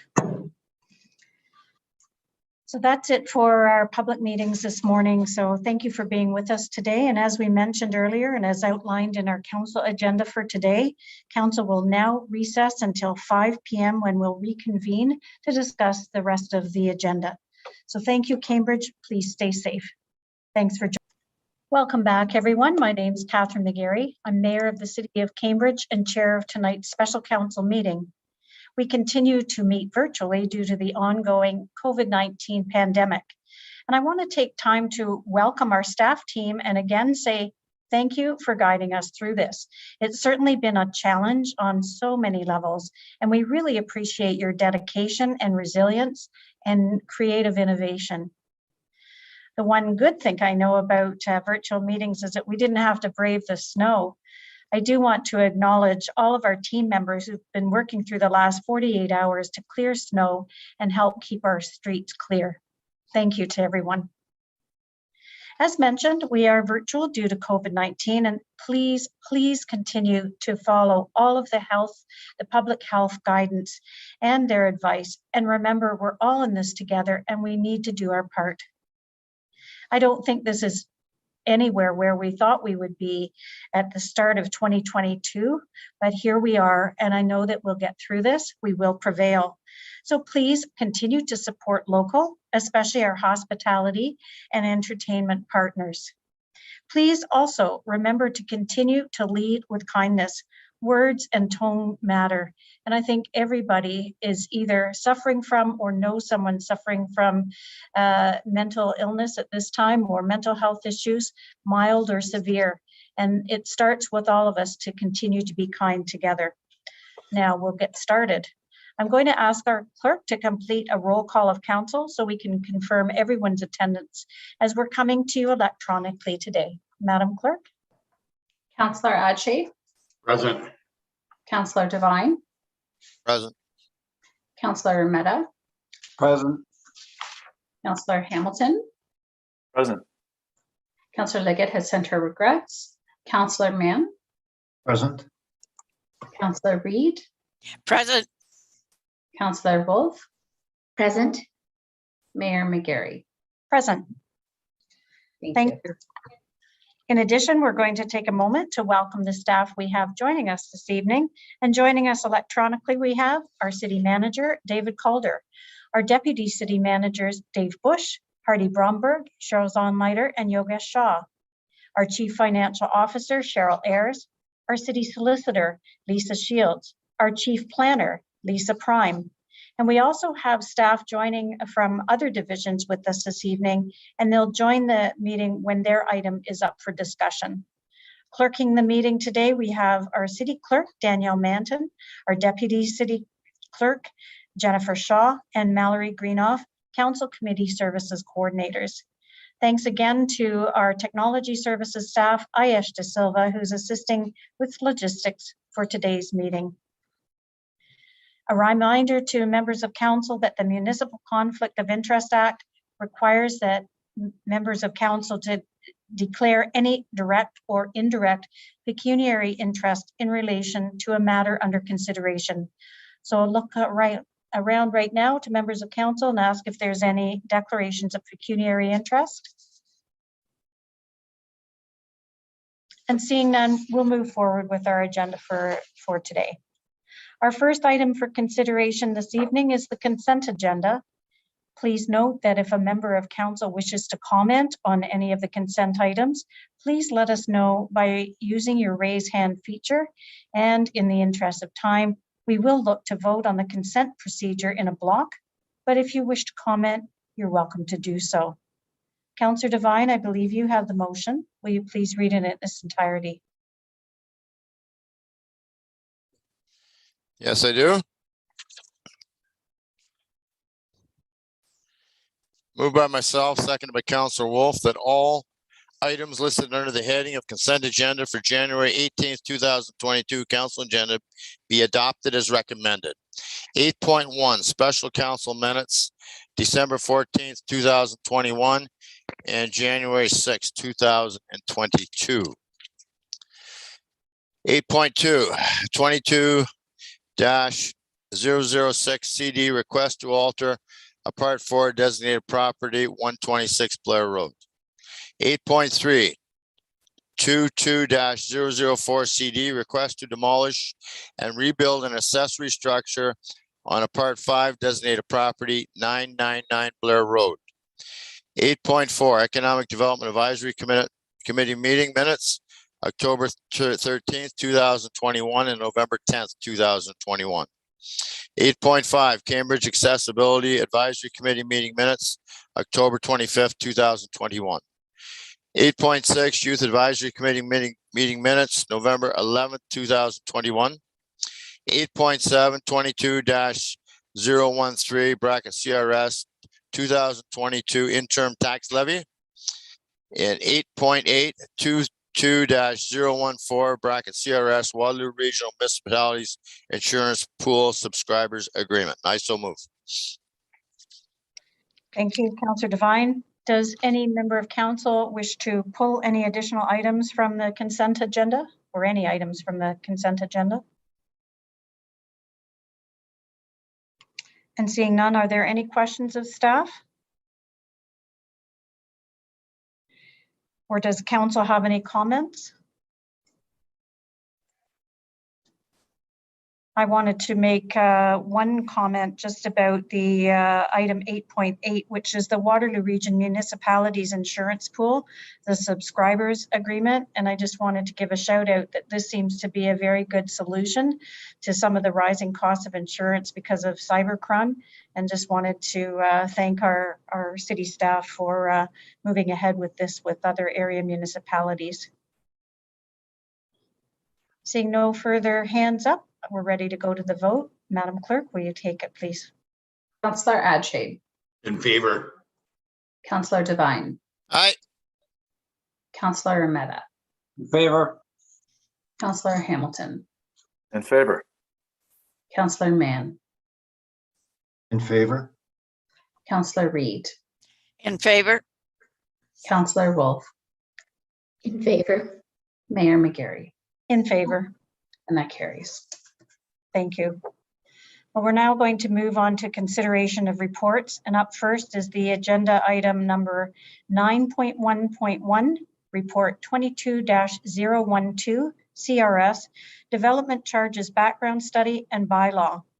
I do understand, and I've seen Katie here, but we have our Chief Financial Officer, Cheryl Ayers. I've seen her as well, and our Deputy Financial Officer, Katie Fisher, with us this evening, as well as the consultants, Nancy Neal, Manager of, and Gary Scandlin, Managing Partner, Watson and Associates. Now clicking onto the meeting. So we will move forward with getting them on the line. And they've joined us, Mayor McGarry. Great. Good evening, Nancy. Are you able to hear me?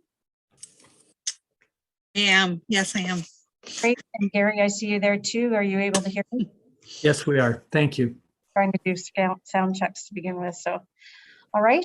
Well, please begin. Thank you for joining us this evening. Mayor McGarry, Gary and Nancy are here. In the event that there are any questions, I would suggest we move to put the motion on the floor. Okay, that's fine. Thank you for joining us for questions. So we'll go, we do have a delegation. Shall we go to the delegation first? Okay. Yes, thank you. Yeah, we do have one pre-registered delegation on this item, and that's Nina Deeb. And we're just going to take a moment for city staff to get Nina on the line.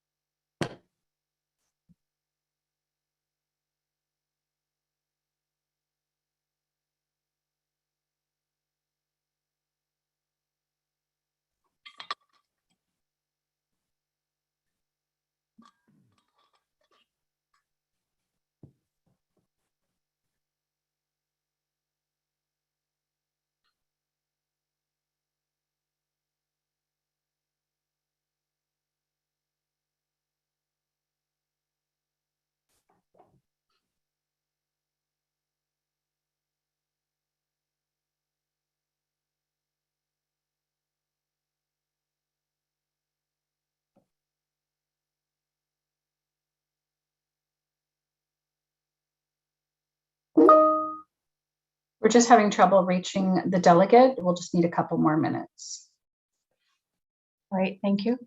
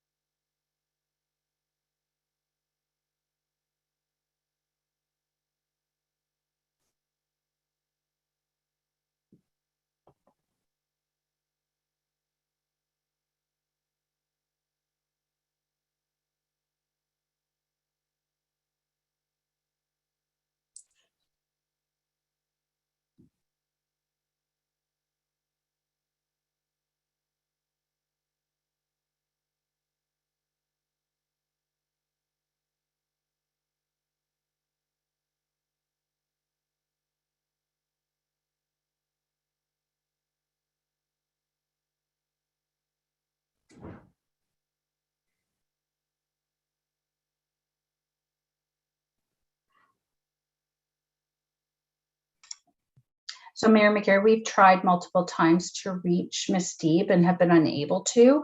I tried as well myself, and I'll reach out to her.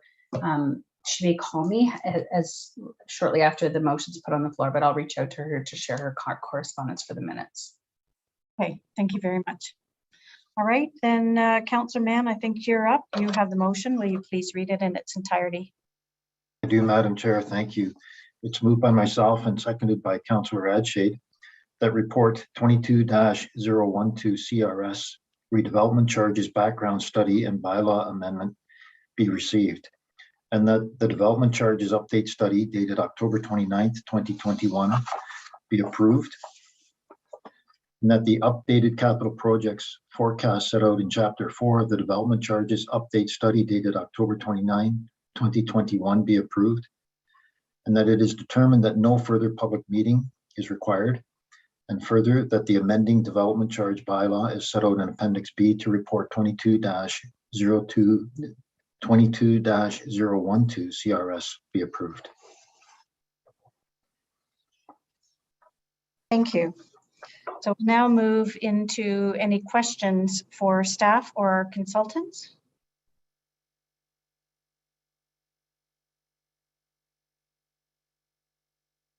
It was certainly a very thorough report. Councillor Mann, you have the floor. Thank you, Madam Chair, and through you, I was just going to say the same, that I thought the report was very thorough and detailed and provided us with the information we needed to support the change in the bylaws. So I just wanted to commend staff for the work that was done on this.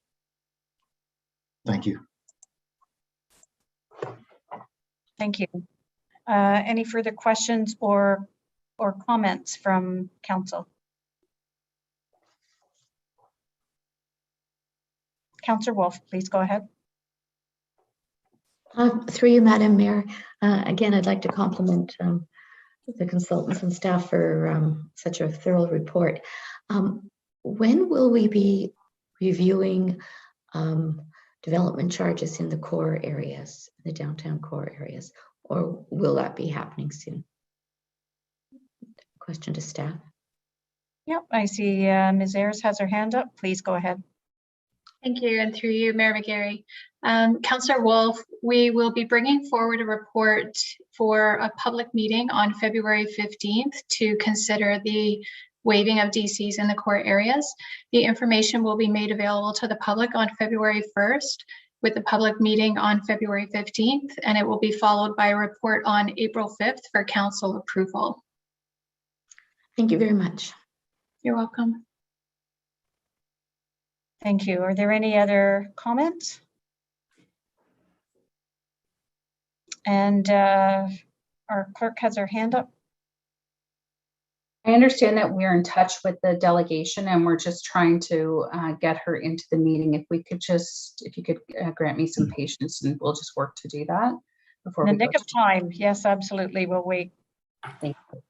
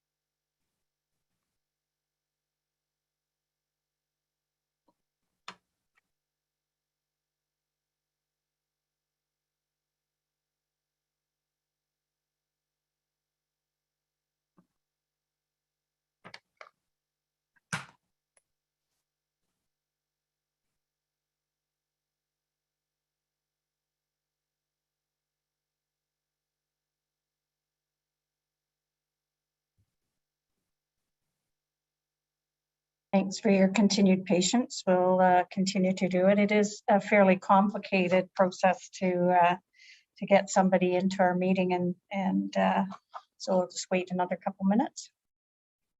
Thank you. Mayor McGarry, we have heard from the delegate. She's asked for just additional time to get her into the meeting. I think she was driving. So if we could just give her one more minute, we'll try and get a hold of her. And that's fine. We don't want anyone distractedly driving on our behalf.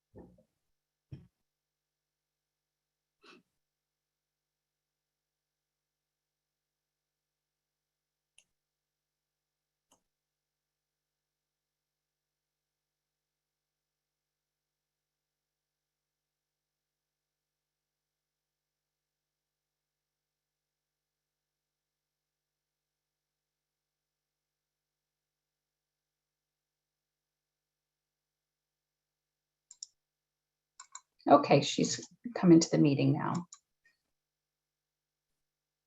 Thank you. Nina, it's Mayor McGarry. Can you hear me? Yes, I can. Oh, great. I'm glad we were able to make this work. It was in the nick of time. So thank you for coming in. So thanks for joining us this evening to delegate to this item. I know that you'll remember that you have 5 minutes to address council. Please ensure that your remarks relate directly to the agenda item you're speaking to, and that your remarks are respectful and you refrain from asking the council. So at the 4-minute mark, Nina, you'll hear a bell, and that'll give you another minute to start wrapping up. So that's what that bell is all about. You now have your 5 minutes. Welcome. Thanks for joining us. Thank you. I would like to speak to the development charges update study and the adoption of this study. Now, I'm a real estate professional. I'm a real estate scholar, and I am not on your list of people to be consulted with. I also noticed that the real estate industry, specifically all my trade organizations, are also not on your list to be consulted with.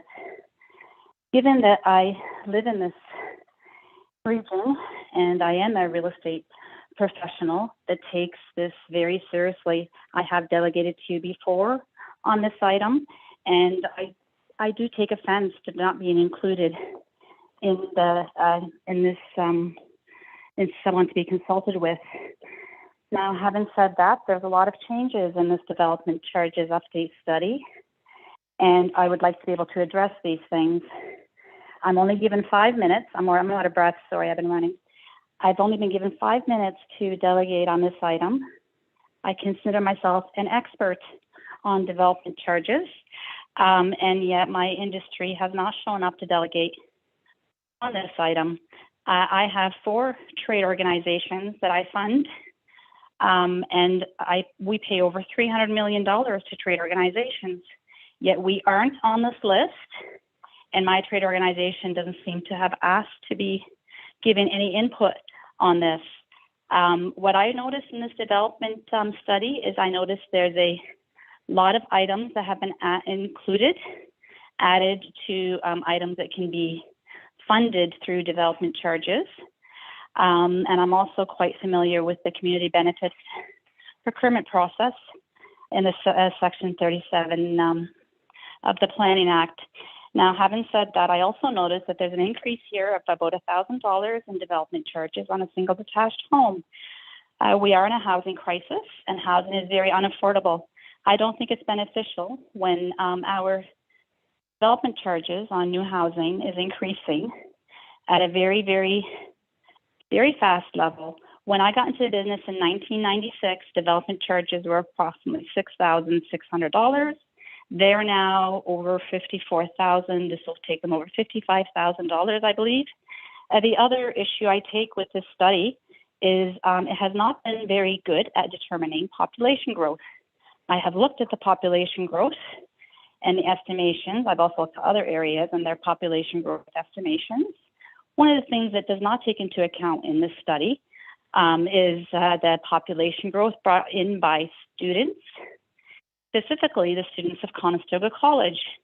Conestoga College is currently hosting over 10,000 students in Cambridge.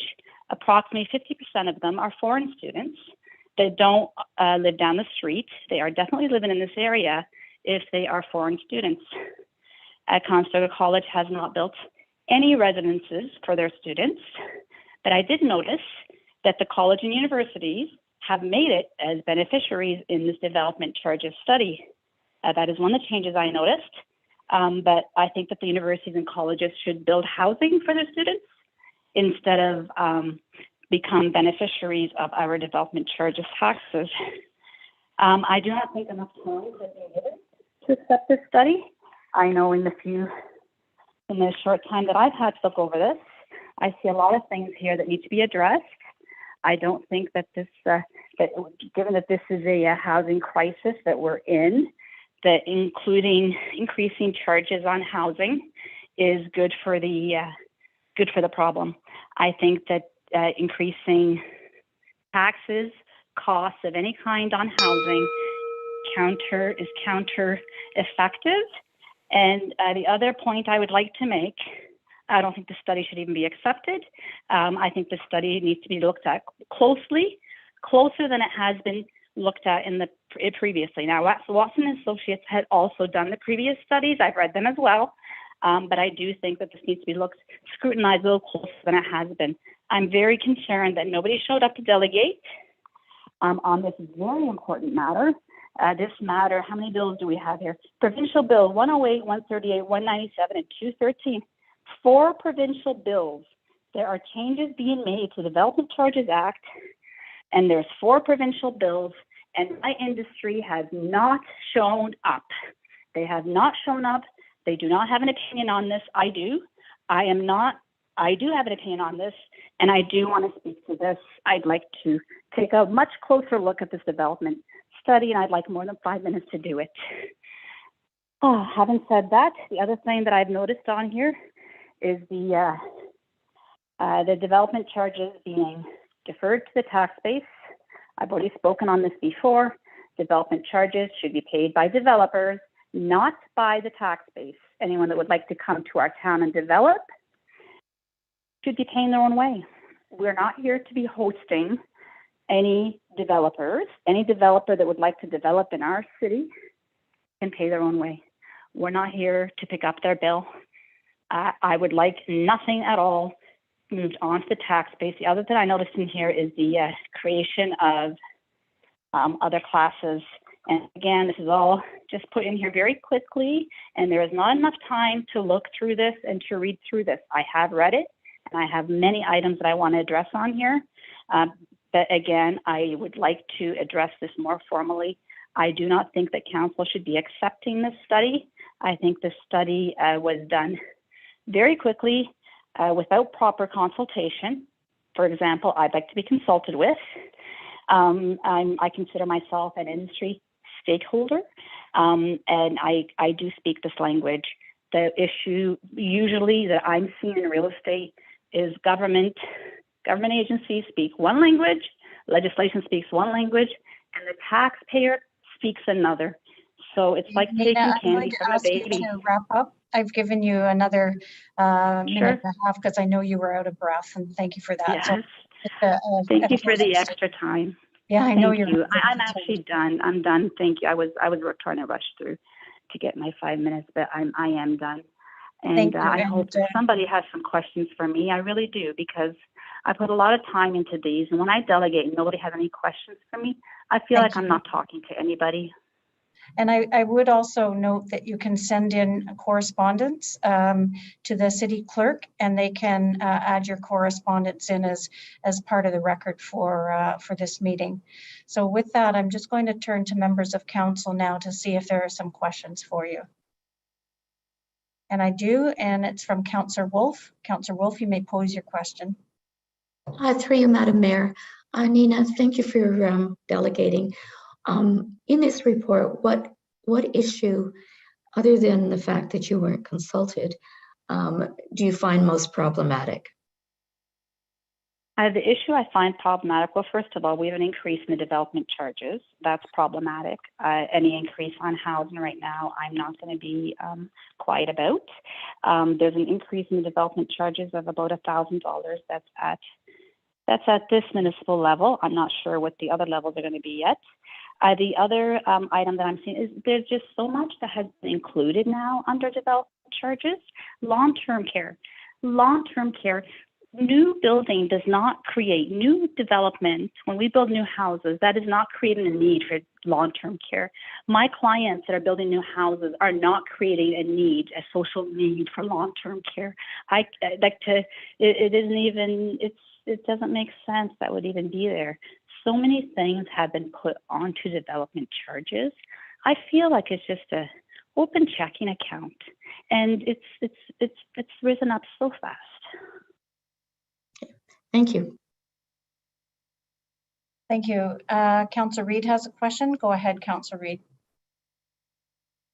Thank you much, Madam Mayor. Yes, my question is,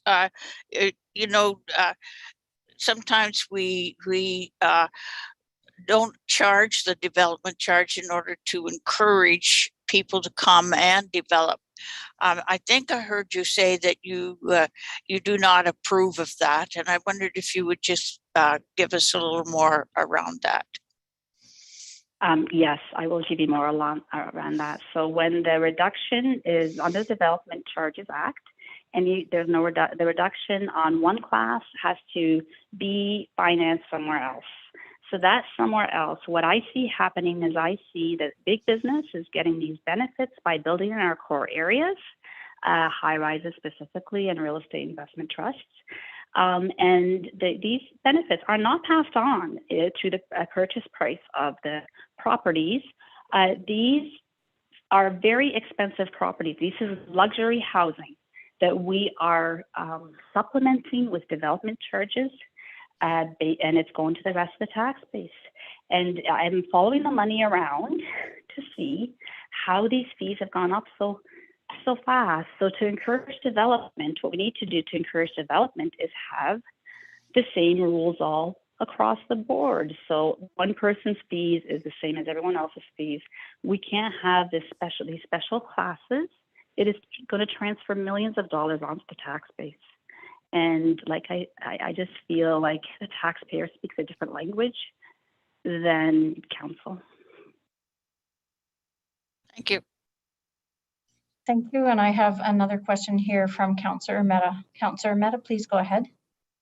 Thank you, Your Worship. Thank you for the presentation. My question has to do with the point that I thought I heard that you were concerned about the rate of the increase of development charges. And my question is, with the money having to come from somewhere, if the rates didn't go up, where would they come from? And this could even be a long-term question as well, but what ideas do you have to meet the infrastructure needs that development creates if the rates aren't going to go up a certain amount? So thank you. Thank you for the question. It is a very complicated answer. So the reason that we do not have the funding at local levels anymore that we used to have is because of the free trade agreement. When we had schools and highways and hospitals, and we had all these things before we had development charges, they were just funded differently. So now it used to be funded three ways. Now everything's being funded locally. So when the entire bill gets turned around and put on the local taxpayer, we're still paying provincial taxes. We're still paying land transfer taxes. We're still paying HST. So we're paying all these taxes, and we're being separated from the tax that we are putting into our community. That tax is not staying within our community. It's not funding our community. So now we have turned around and we've had to find the money somewhere. So now we're paying so much to our debt that we are having to fund this way. but the issue that it cannot be funded this way. The issue is the province is not paying their share.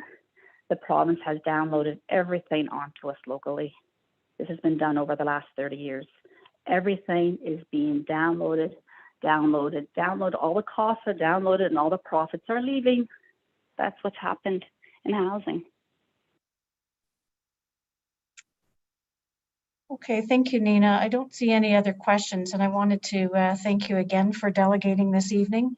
And you can continue, now that you're not driving anymore, to follow this item on the City of Cambridge YouTube channel if you so wish. And thank you again for presenting to us this evening. Thank you.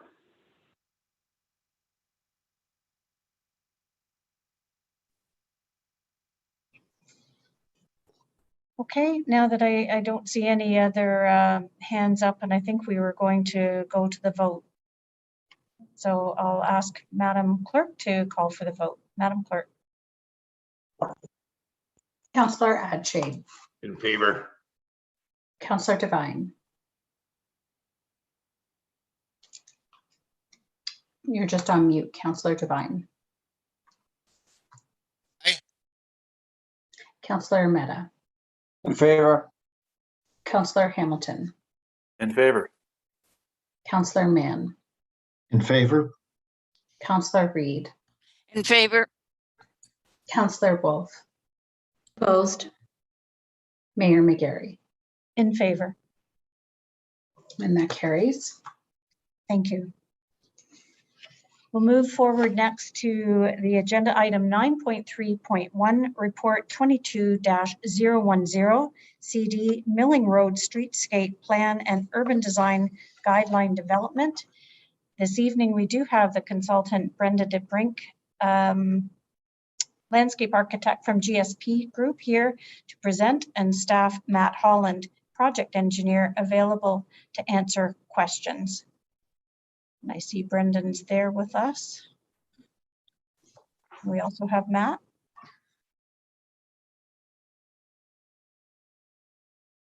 We're just trying to reach Matt. I know that we have Lisa Prime and Hardy Bromberg with us, Mayor McGarry. Okay.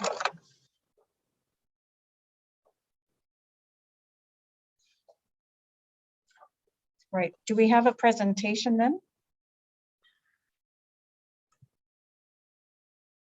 We do. We're going to go to that. That's great. Thank you. Brendan, are you able to hear me?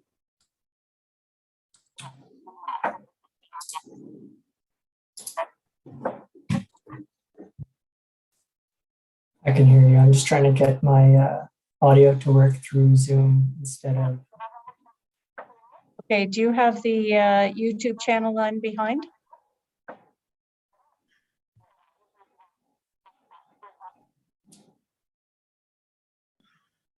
Can you hear me?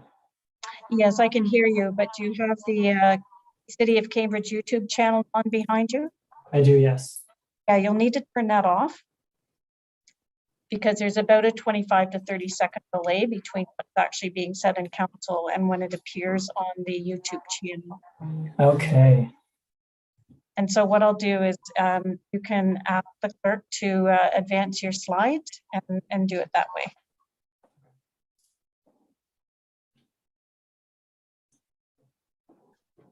Okay, and once you're set, you can begin. The first slide is up right now. And welcome. Thank you.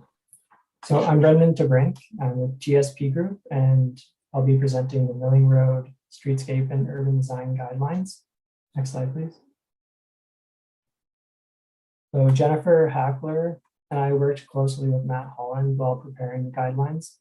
So this included the engagement process, developing the streetscape concepts, and preparing the guidelines document. Next slide, please.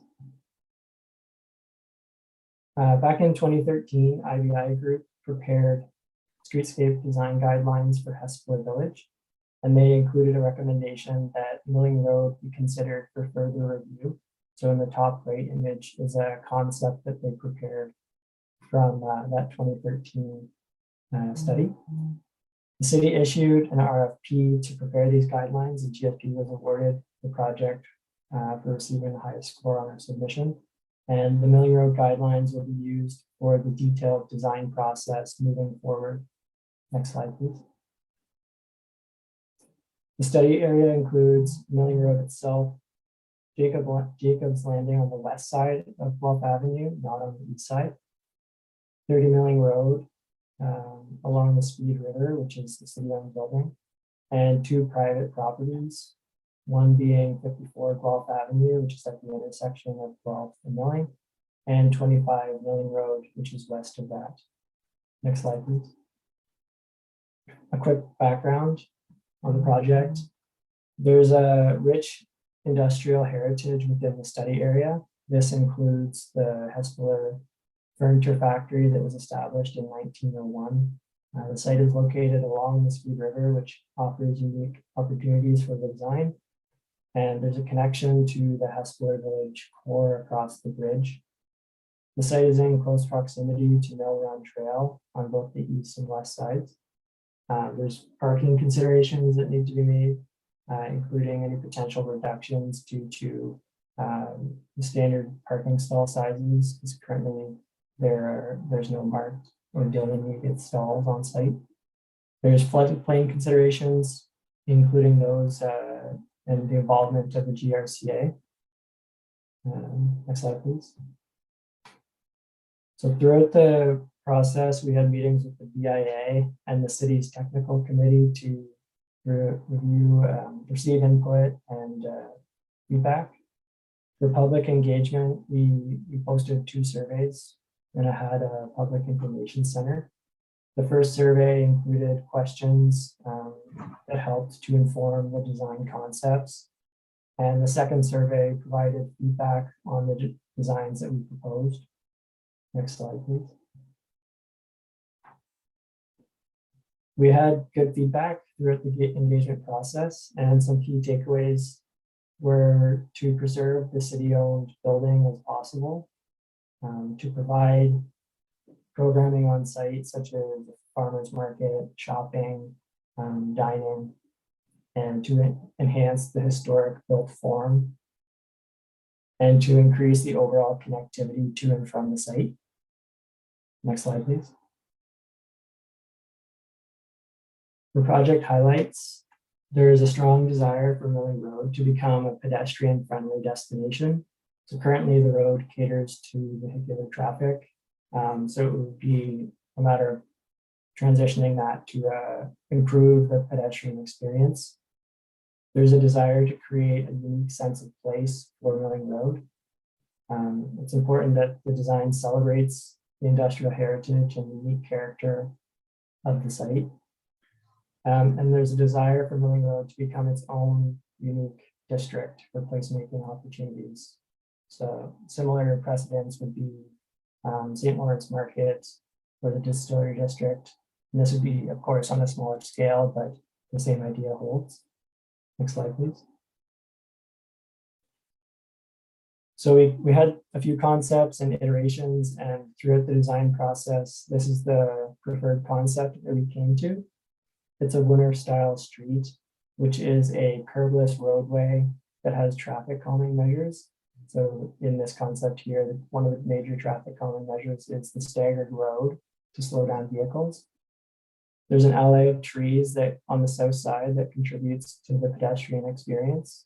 And overall, there's a stronger connection between the shops on the north side to the park on the south side of Milling Road. Next slide, please. So we looked at phasing the project.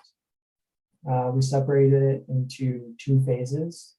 So phase 1 being the streetscape only. And this could happen separately from any park renewals that may take place. And phase 2 is for the park renewal. Phase 2 is broken down further. So phase 2A includes preserving the building, the city-owned building. And phase 2B is to remove the building and allow for a larger park expansion along the waterfront. Next slide, please. In conclusion, it's recommended that Council receive the Milling Road Streetscape Plan and Urban Design Guideline Report, that Concept 2, Phase 2A be approved, and additional funding be transferred to carry out an environmental assessment of which the results will be reported back to council. And next slide.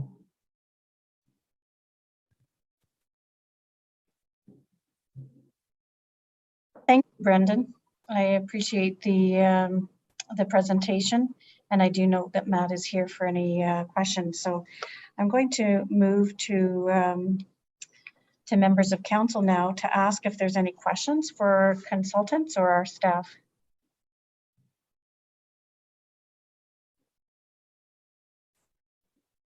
Councillor Reid, please, you've got the floor. Go ahead. Thank you very much, Madam Mayor.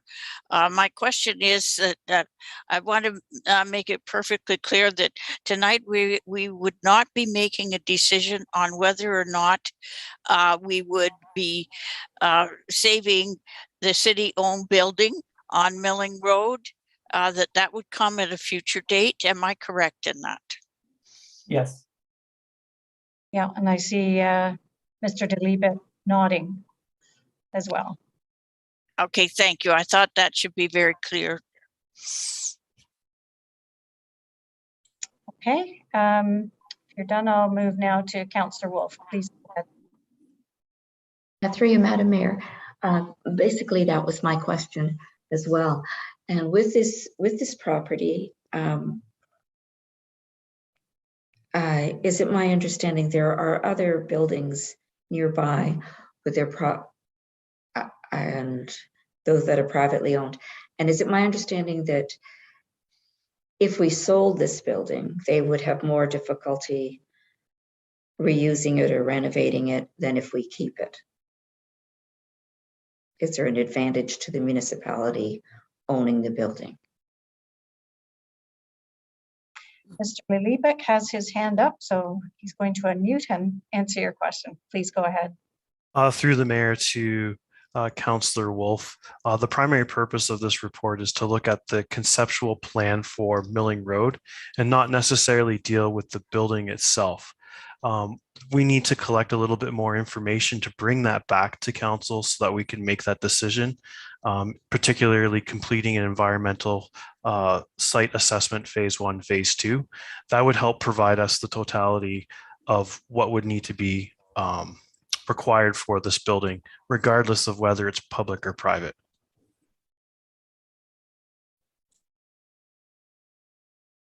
Thank you. Thank you. And we'll move next to Councilman. Please go ahead. Thank you, Madam Chair, and through you. And just to jump on the previous questions, and maybe Mr. DeLiebert, you could answer this, is how much longer or how far into the future will we have an idea as to what the status of the building is? So when will those studies be done so that we'll have a better idea? Through the mayor to Councillor Mann. Should council approve the recommendation, we'll be able to initiate with our the phase 1 and 2 environmental site assessments this year and be able to bring a report back to council this calendar year of determining what we can or can't do with the building. That's great. Thanks very much. Thank you, Madam Chair. Thank you. Seeing no hands up, I had a few questions, if that's okay, and I'm just going to ask about the plan itself. You know, we can leave the building discussion to a later date, but I was quite interested in the long history that this area has had, and celebrating some of the industrial heritage alongside the river. And I have to make the comment before my question that this is a long time coming, and boy, I really see that this is going to help revitalize the core and provide some extra and special and unique places for families to go. And with the concept that has been sort of brought forward after some public consultation, I noted that in the concept of 2A, there's a curved road there. And I'm wondering if somebody could sort of answer and address, is there a curve there now, or would this be enhancing that curve to be a measure of traffic calming? I can, or Matt, you want to answer that? Thank you. Go ahead. Matt's currently muted. Through you, Madam Mayor. Sorry, just so if I can understand the question correctly, are you referring to the curvature of the road, or if the road is currently curved? Yes, is there a curve in it now? Well, I know there's a little bit there. Was it looking at enhancing that curve for traffic calming? Yes, that is correct. Yeah. Okay. And the other thing I wanted to ask about was the landscape planting, because I know that you know, there's some along there now, and I like the addition of the trees. Would you have any idea of what you might be thinking about for trees and landscape through there? Like the type that's there? And Brendan, that would be directed to you. Yes, that would be developed through the design development process. I believe we were showing bioswales, and if there was a preference for native planting, that could be focused upon. The existing planting that is on the slope would likely have to be removed, and that could be temporarily relocated and put back in place on the site or removed. But because there's a significant grade change there from the park to the street, that would likely have to be removed in order to make the entire space more accessible and open to increase that pedestrian connectivity. And I would think that when you're thinking of active transportation through there, it would be ensuring that there is a clear cycling path. Would you be considering a multi-use trail in this area? And I know that cycling was certainly part of your plan here. It would likely not be a multi-use trail, but that would need to be studied further because currently there isn't the potential for the trail to continue, the Mill Run Trail to continue through, because there's the private property to the west. So it would likely terminate and become a pedestrian only space. And the road itself, because it is a curbless road, it lends itself to pedestrian access across the space from north to south, as well as east to west, which then also lends itself to cyclists. Okay, well, I can see in the conceptual drawings here that it will certainly enhance that entire area, and I think it's going to be very exciting for the city. Right, I'm going to move forward now with a question from Councillor Hamilton. Go ahead, please. Thank you, Your Worship, and through you. And I think the question was actually just answered. Mostly, it was on the Mill Run Trail and exactly what would happen to joggers and cyclists that will be coming through that end. Would we be able to work in any possibilities in the future of expanding the trail, or would we have to look at this as a terminus or beginning point for bike rentals or something of the sort? But I didn't know if that would be coming in the future, whether this trail could be expanded or whether we'd be focusing on this as kind of the starting point of the venture upwards on the trail. Matt, you've unmuted and your hand's up, so both those say, go ahead. Thank you. Through the chair to Councillor Hamilton. So we did look at that pretty thoroughly because that would be a nice connection through there. And at this time, it is opposed by the private property. And we do need their support, obviously, in this case. So at this time, there isn't a plan, but that doesn't mean that things could change in the future as it's revitalized. And so not at this time.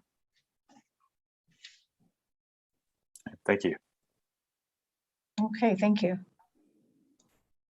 there any further questions for the consultant or staff?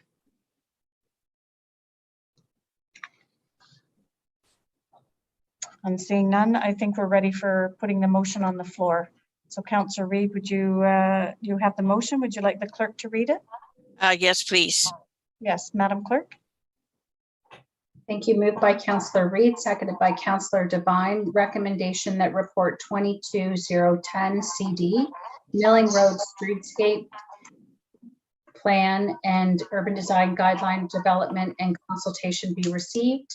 and that the Milling Road Streetscape and Urban Design Guidelines contained in Appendix B, of which outlines the preferred streetscape concept 2, Phase A, be approved. And further, that $40,000 in additional funding from the Economic Development Reserve Fund be transferred to existing project A0103020 Milling Road Conceptual Development to carry out Phase 1 and Phase 2 environmental site assessments for the city-owned 30 Milling Road property. May I speak to the motion? You may please go ahead. Thank you. Well, I'm really, really pleased with this. It is one of my dreams, and it's starting to come true. Not entirely, but it is a good beginning.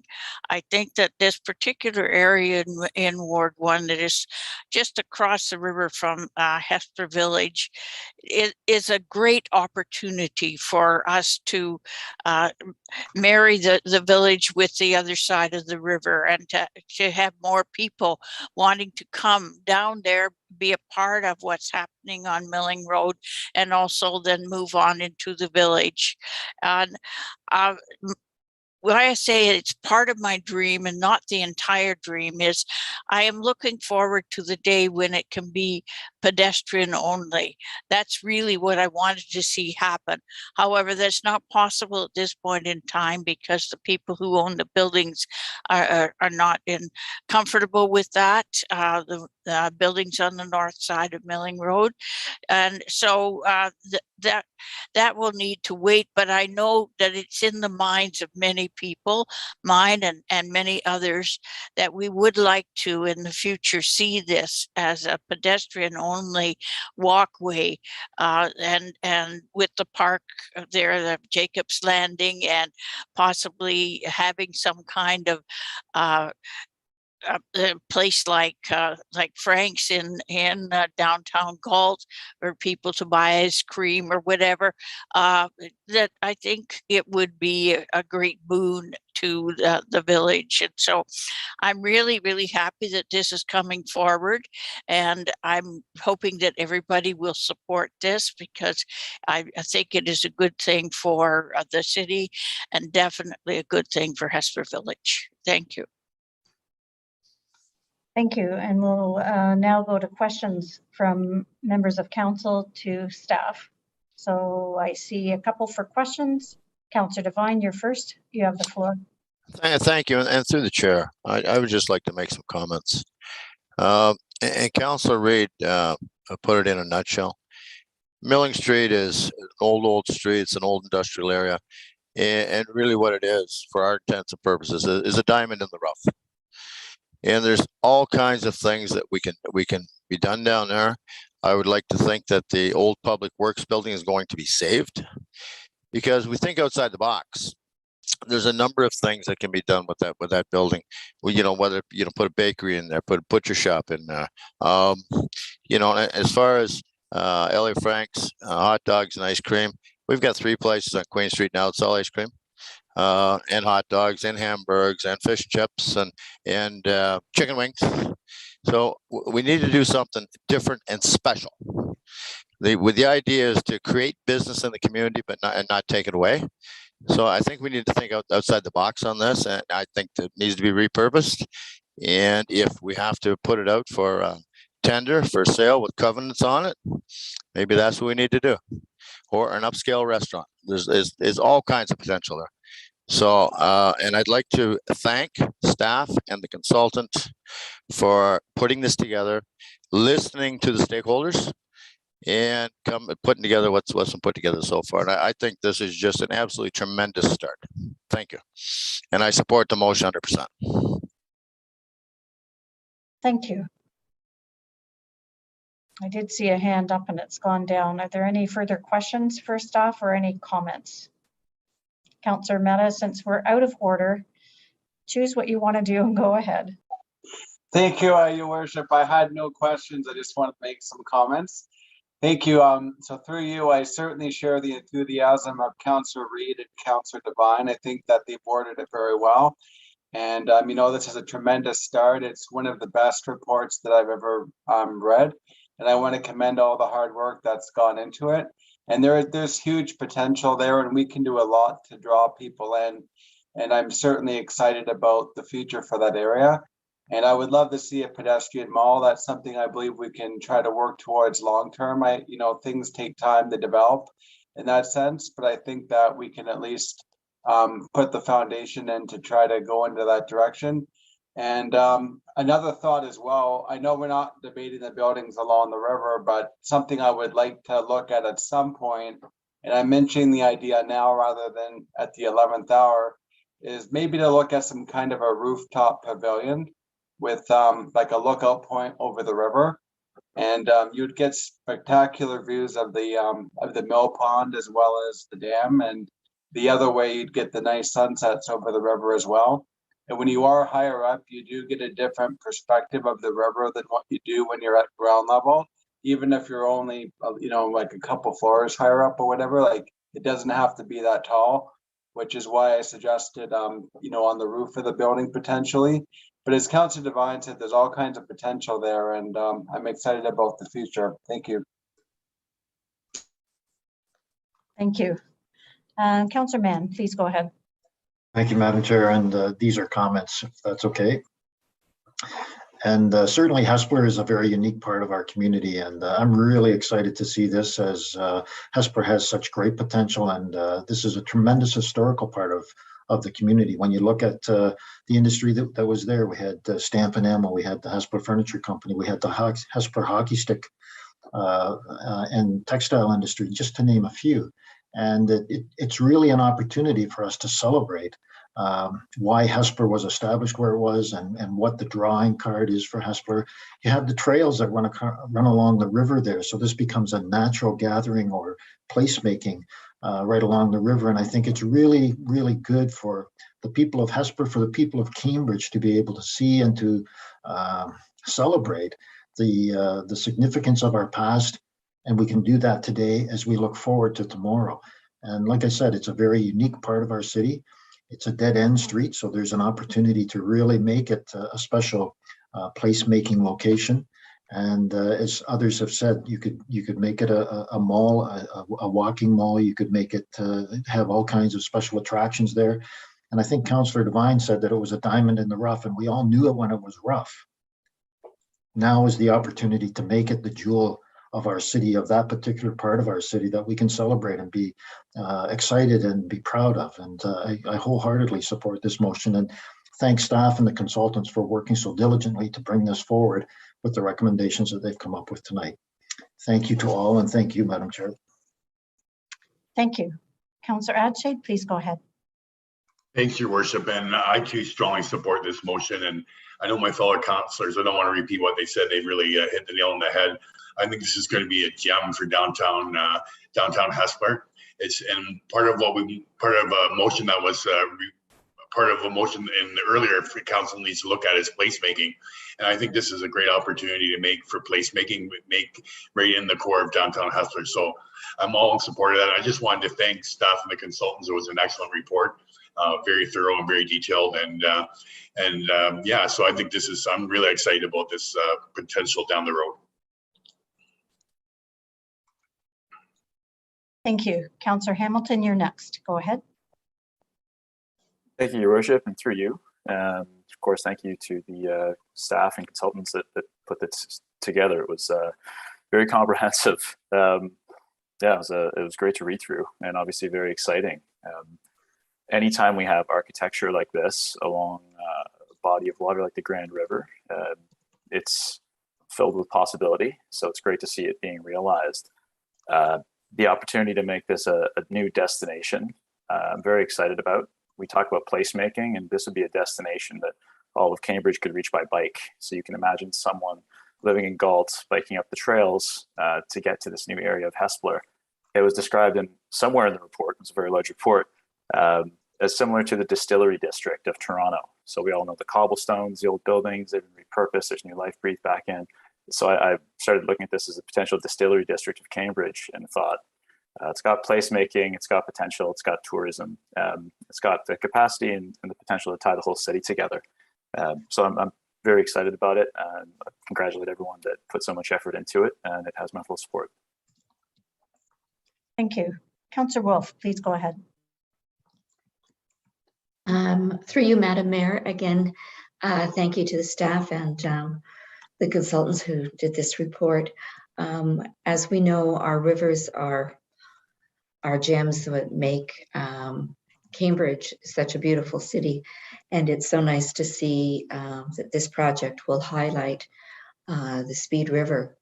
In terms of the building, we know our greenest options are to reuse and repurpose our buildings. And so I'm looking forward to seeing some ideas along that line. I actually really like Councillor Mehta's idea of doing a rooftop, whatever we use the building for, but a rooftop place for people to get more of a bird's eye view of our beautiful rivers. So again, I strongly support the motion, and I look forward to seeing what happens in the future. Thank you. Seeing no further hands up, I just had a few extra comments, and I'm really excited as well. And I know my council colleagues here have said it best, but I certainly agree with each and every one of you about the excitement and what this can become.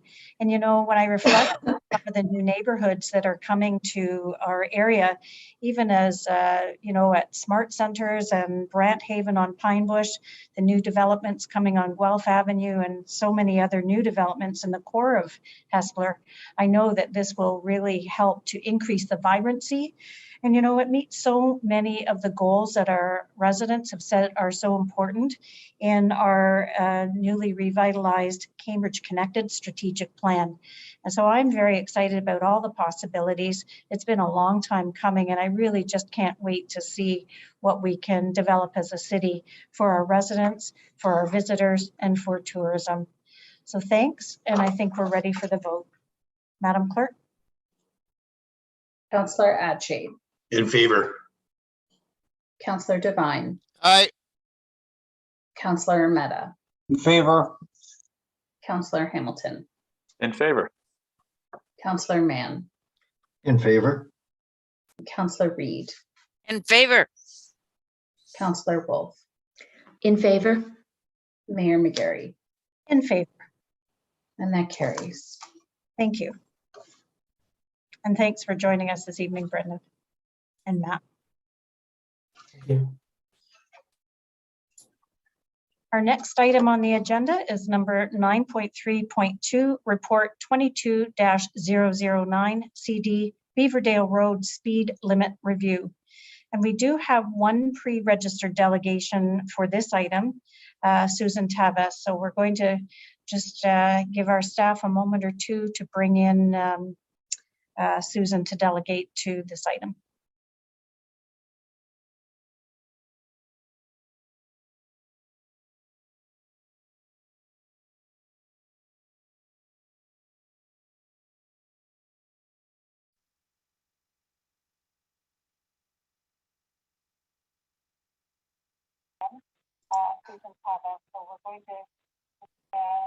Susan, it's Mayor McGarry. Are you able to hear me?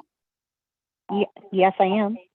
Okay, would you please turn off the YouTube video there? Thank you. I shut off the volume now. That's great, because there's about a 25 or 30 second delay, or anyway, a few second delay between what's actually happening in council and actually the YouTube feed. So anyway, just before you get going, I'll just make a couple of comments. Thank you so much for joining us this evening to delegate to this item. You'll have 5 minutes to address council, and we'll just please ensure that your remarks relate directly to the agenda item you're speaking to, that your remarks remain respectful, and that you refrain from asking questions of council. At the 4-minute mark, because we'll be timing you there, you'll hear a bell. That gives you another minute to wrap up your remarks. And if you could, I'd like you to stay on afterwards, because sometimes there's questions of clarification for our delegations, and I'll help guide you through that process if that's okay. That's perfect. Thank you. Perfect. Well, please begin. You've got your 5 minutes. Go ahead. First of all, I'd just like to thank the city for completing this speed limit review.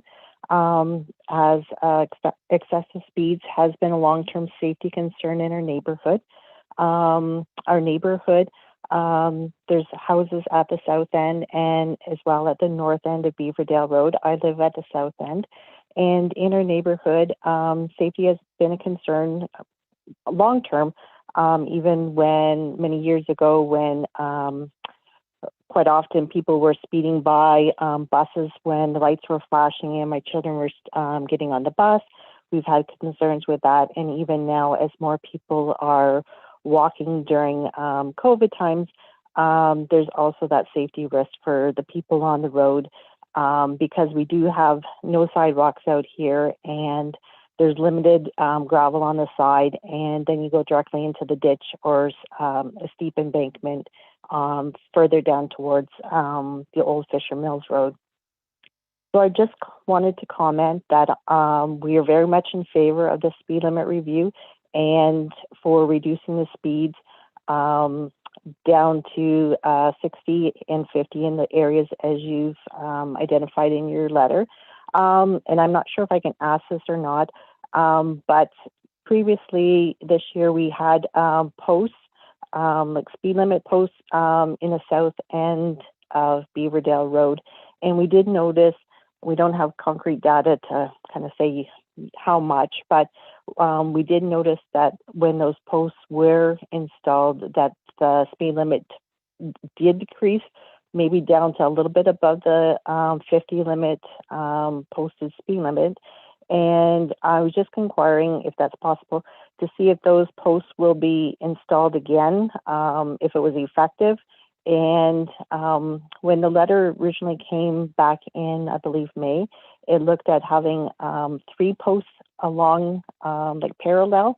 And when it was installed in August and then removed in approximately November, there was just a single post.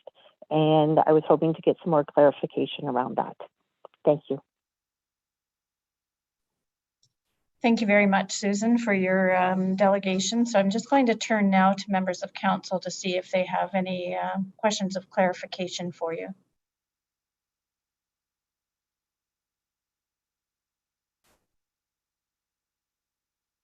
Councillor Devine, please go ahead. I agree with everything she said. Thank you. Thank you. All right, not quite a question, but there you go, Susan. I don't see any other hands up. So thank you very much for joining us and delegating this evening. And you can continue now to follow along for the rest of this item if you so wish on the City of Cambridge YouTube page. Thank you again for your delegation this evening. Thanks for your time.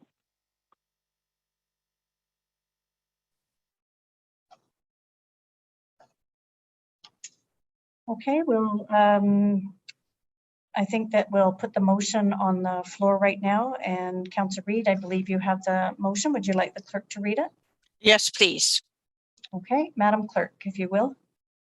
Moved by Councillor Reid, seconded by Councillor Devine. Recommendation that report 22009 CD regarding Beaverdale Road speed limit review be received, and that the 80 km/h speed limit on Beaverdale Road be reduced to 60 km/h from Mohawk Road to 650 meters south of Kossuth Road, and that the 80 km/h speed limit on Beaverdale Road be reduced to 50 km/h from Kossuth Road to a location 650 meters south of Kossuth Road, and that the existing 50 km speed limit on Beaverdale Road from Maple Grove Road to Mohawk Road remain, and further that the bylaw included as Appendix A to report 21-009 CD to amend bylaw 18706 be passed. And may I speak to the motion, please? You may go ahead, please. Thank you very much. Yes, well, it seems that my ward is highlighting in tonight's meeting, and Beaverdale Road is definitely in Ward 1, and it has been one that has seen a lot more traffic and a lot more busyness on it, as Maple Grove has also become more busy. Kossuth Road has become more busy, and people are using Beaverdale Road. So I think that what we're doing here and what our staff has suggested, and I really want to commend them for the suggestions and things that they have done in order to make this safer for our citizens that live along that road. And I'm really in support of what is happening here. I think that we need to reduce the speed limit down to 60, I believe it is, and then 50 when it's where all the homes are on the north end and on the south end, so that it's much safer for them as they're entering the road, or their children are walking on the road, or the buses are picking them up for school. So I think this is a good news story. I'm really pleased that it has come forward. I know that we have been looking at this for quite some time, so it's really great that we're going to have this voted on tonight, and I'm really looking forward to the support of Council for this. Thank you. Thank you, Councillor Reid. We'll move to questions of staff, and we'll start with Councillor Devine. Councillor Devine? Yes, thank you. Staff have done a very good job on this, as Councillor Reid has pointed out. This area has changed considerably over the years, a lot. I grew up in that area, and what you see today, you see a fair bit of commuter traffic coming through, but we still have the agricultural area, and you will also see tractors and implements being driven alongside the road. You also see a lot more bicycles out there now than you've ever seen before. A lot of families, you'll see a lot of families out through that area. And I agree with the speed reduction. Quite simply, and the other thing that we have to recognize too, from Kossuth Road to where Beaverdale Road ends up on Highway 24, there's actually 4 hills, and they're pretty substantial. And if people are not watching what they're doing, they will tend to pick up speed along there. So I think this is a great safety measure, for the community, and I support it 100%. Thank you. Thank you. I didn't hear a question in there, but that's okay. We're in a pattern tonight. We'll go to Councillor Mann. You're next. Go ahead. Well, thank you, Madam Chair, and I'll put my hand down. I don't have a question, just a comment. Sorry, we seem to be in comments, so go ahead. Okay, thank you. Through you. As Councillor Reid and Councillor Devine have said, I believe this is long overdue. I too grew up in the area, and I know Beaverdale Road, and it was once a raceway for all kinds of people when they were young. I was never that young, but certainly an area that really needs to have more attention paid to it. And I'm really glad to see that the speed limits have been dropped, especially in the areas that have been identified for safety of children and safety of pedestrian and vehicular traffic. So again, to commend staff for the work that they've done in bringing this forward. I too will support it wholeheartedly. Thank you. Thank you. Councillor Hamilton, you're next. Go ahead. Thank you, Your Worship, and through you. I did actually have a question prior to my comments. If I'm not rocking the boat too much, I'll go for it. Both, go ahead. Thank you. It was just, I guess it's the staff, but do we have a record of any the amount of police tickets that have been given out, or do we have any statistics on the amount of accidents that have happened on this road through the most dangerous stretches or the fastest stretches? Or is this really just a matter of common sense, driving the road and hearing residents' complaints and lowering them? I just wasn't sure if there are any metrics behind this that could support it. Okay, I'll turn to staff, and Mr. DeLebeck has his hand up. Please go ahead. Through the mayor to Councillor Hamilton, we do collect collision data for all of the road network in Cambridge as a means to ensure traffic safety on our road network. But the primary impetus to this was the fact that the transportation master plan changed the designation of this front to a minor collector, and that kind of triggered us to do a review even further than in addition to the seasonal traffic calming that we're doing out on site already. Thank you, Kevin. And should I save my comments or? Oh, you may as well go ahead. Okay, thanks. I'll be quick. I'm in support of this. I think reading over the report and hearing the resident concerns, I mean, no one is a better judge of the character of their neighborhood and the speed of the roads than the people that live on them. And speed kills. So if we're introducing more bikes onto the roads, more cars, more kids, more people, then slowing the roads down as they get busier makes a lot of sense to me. So I'm in full support of this. Thank you. Councillor Wolf, go ahead. Through you, Madam Mayor, and it is a question as requested, and to staff, with the reduction in the speed, will we continue traffic calming as the delegate asked in terms of post or some other method? Because unfortunately, we realize that often speeders just speed regardless of the posted speed limit. So what will we be doing to encourage them to follow those new speed limits? Through the mayor to Councillor Wolf, yes, we will be continuing to do the speed calming measures that were implemented last year, this coming spring. Those measures were more towards the south end of Beaverdale Road, whereas this report's addressing more or less Beaverdale Road north of Maple Grove Road. We will obviously be working with our colleagues in police services to help encourage driver behavior to obey the speed limit in this new established 60-kilometer zone.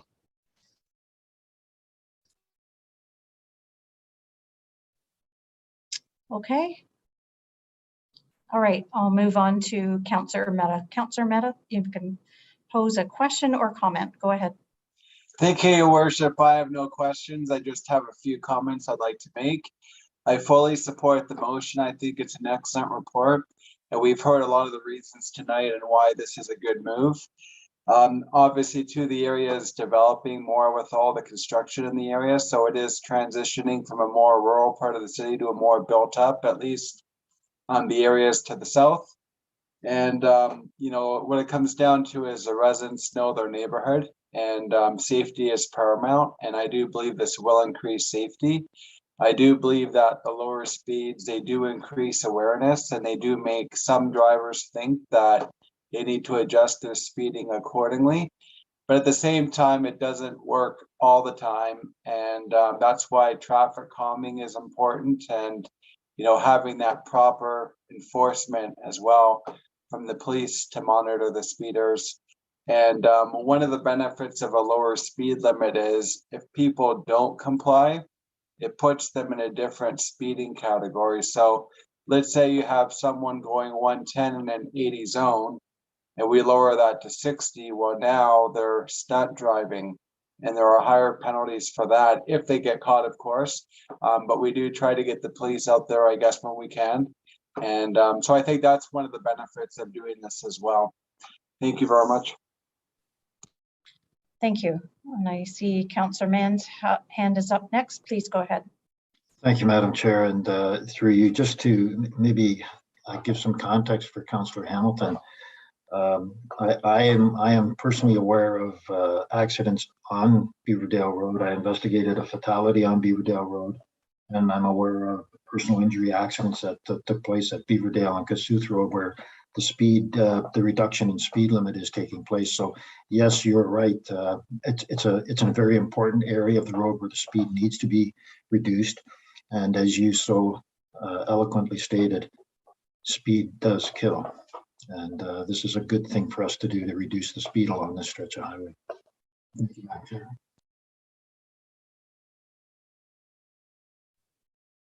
Thank you. And I did want to make a couple of comments, and I think Councillor Mann brings up a good point too. I think, you know, when collisions occur, it's up to our first responders to be there, and that can have consequences that last for a long time.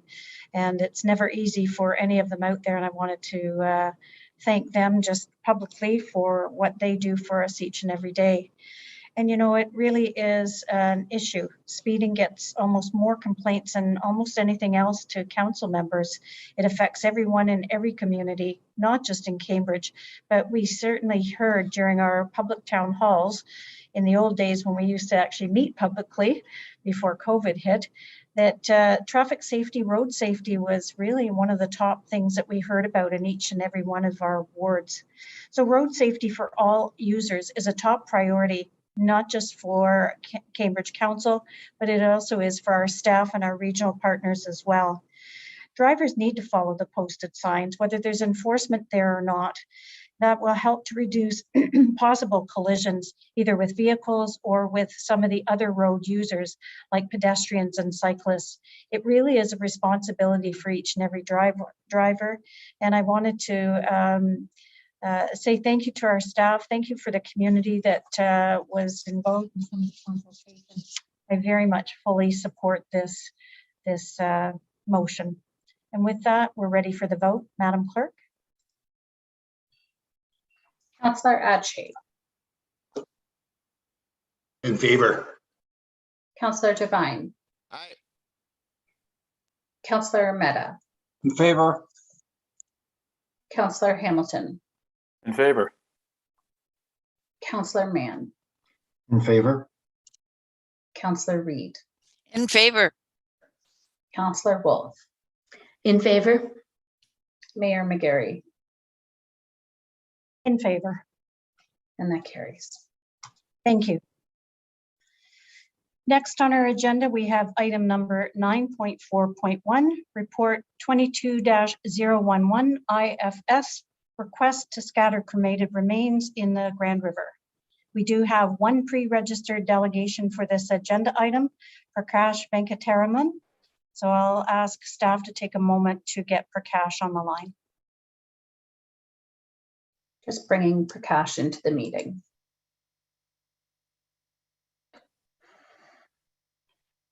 Thank you. Prakash, it's Mayor McGarry. Can you hear me? Loud and clear. Great. Just give me a moment to outline a couple of things. Hello? And then I'll let you know when you're to start.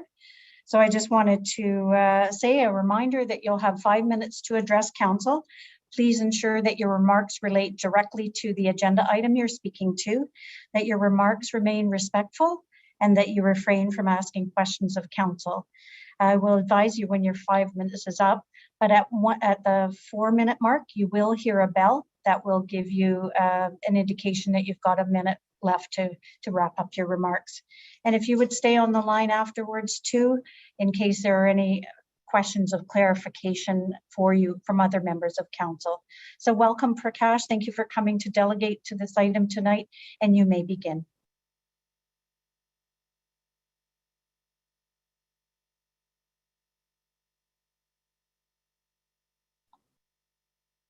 Prakash, are you there? Yeah, now I can hear you. Okay, if you've got the City of Cambridge YouTube channel on behind, there is about a 25 or 30 second delay. So if you've got that on, just turn it off and you may begin. Go ahead. Yeah, thank you. I already turned it off. Thank you very much, Mayor, Council, staff, and the residents of Cambridge for this opportunity to be a delegation in this special council meeting. My sincere appreciation and gratitude to the staff for the report submitted on this agenda item.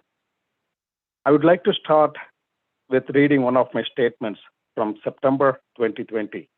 Quote, "People do scatter ashes in the Grand River for decades, as currently there is no law allowing it or prohibiting it. There is an imminent need to formalize it so that they could continue to do the rituals without guilt or fear," unquote. In the last 16 months, I have represented and discussed with all levels of government, including GRCA, on this important request from the community. What we have found and reflected in the report submitted by staff is that all levels of government claims that it is not in their jurisdiction when it comes to Grand River. Now, the City of Cambridge reiterates that it is not in their jurisdiction.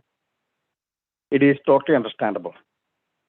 In my humble opinion, and I'm saying it politely, as it is not in your jurisdiction to say yes, it should not be in your jurisdiction to say no either. This is not a final full stop, rather a comma, and our advocacy will continue. The people who are objecting should be questioning on real issues like raw sewage, environmental, chemical, pharmaceutical, and factory waste, plastics, needles, drugs, and other items that get thrown into the river all these years. It is our duty to start discussing and making efforts to stop those activities.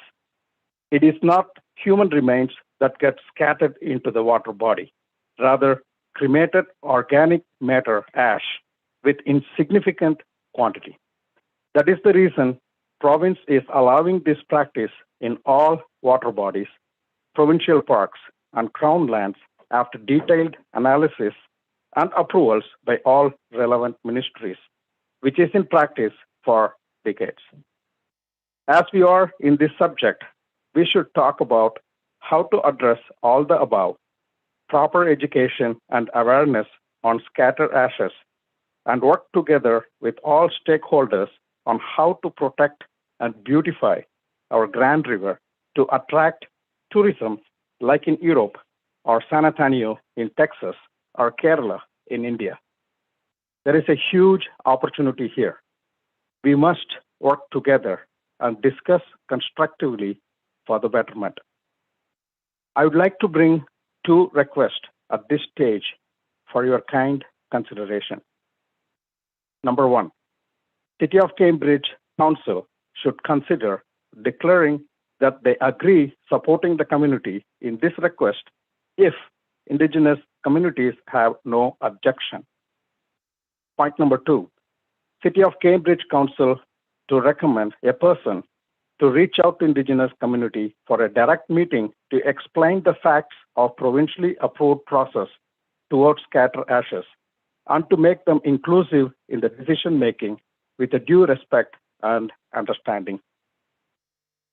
I am working with Lakshay Foundation founder Amit Terry and his team with a temporary plan on how to address the community needs outside of the city's involvement until we have a permanent solution. Money, politics, or bureaucracy should not be a hindrance fulfilling the last wish of our beloved and our bereaving families. Our decision today has the potential to affect the present and future of our community members and request you to take a bold, positive stand as a community leader to support on this sensitive matter. Thank you very much for your attention. Thank you very much for your delegation, Prakash. I'm going to ask you just to stay on the line so I can look to members of Cambridge Council to see if there's any questions for you. Thank you.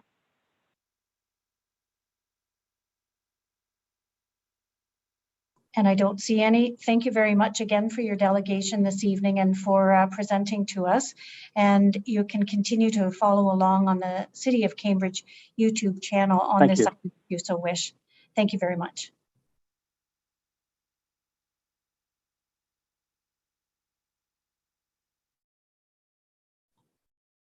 Thank you. So I'm going to ask that we put the motion on the floor and then we can have an opportunity if need be for questions.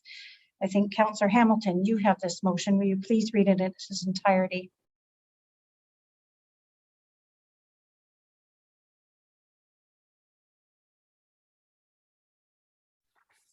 Sorry, Your Worship, I have lost it because my council package was so large it actually broke open. So if the clerk could please read that for me, that would be great. And very detailed. Thank you. Madam Clerk. Moved by Councillor Hamilton, seconded by Councillor Reid, that report 22011 IFS request to scatter cremated remains in the Grand River be received for information. Thank you. So I'll turn to members of council now to see if there are any questions.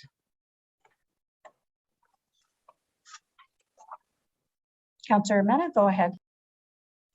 Thank you, Your Worship. Yeah, my question is, are we able to arrange, like maybe with direction or like in the future to have a meeting with First Nations or Six Nations to discuss this? And maybe have the province at the table and whoever else should be there? Thank you.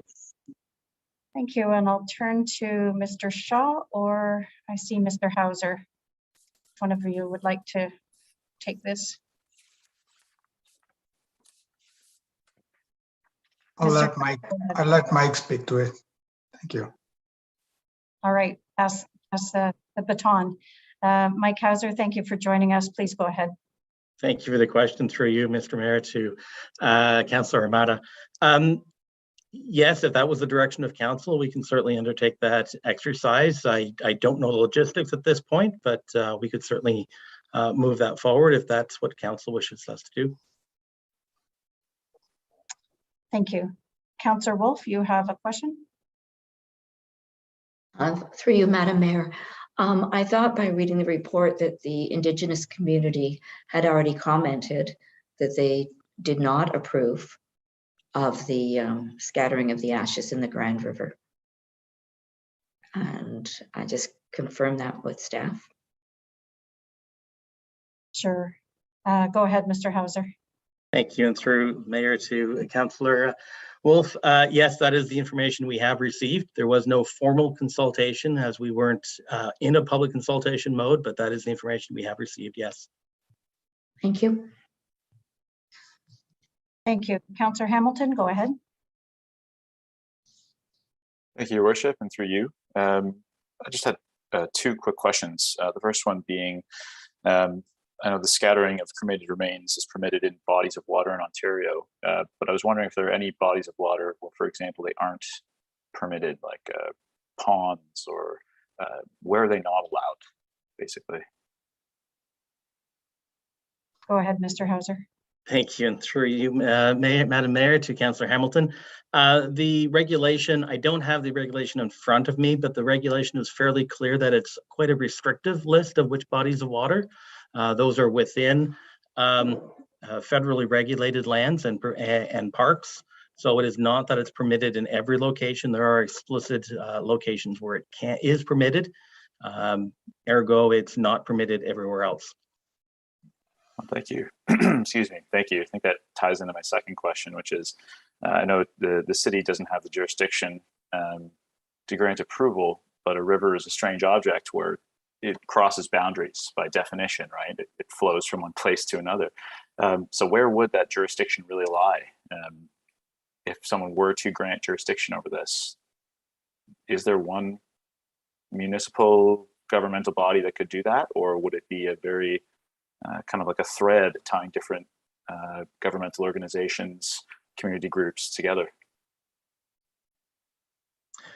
Through the Mayor to Councillor Hamilton, it's a very good question, and it is a difficult answer. There is no clear answer on this.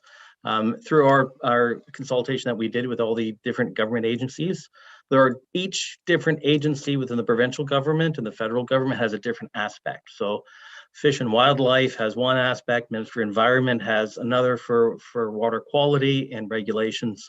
Then you also have the Conservation Authority. So it is not one authority that has not one body that has authority over the river itself. It is really a collective. And in this case, it's a question of water quality, use, and also social acceptance of different cultures. So it is a very unique request. And the province has dealt with that request, and that's why they have put the regulation in place, and they have identified where this activity is acceptable from a provincial point of view. And that consultation had taken place a number of years ago, and that's basically as far as we were able to take that question. Thank you. Thank you. Councillor Reid, you can go ahead and pose your question. Councillor Reid. Thank you. This is probably for Mr. Hauser as well.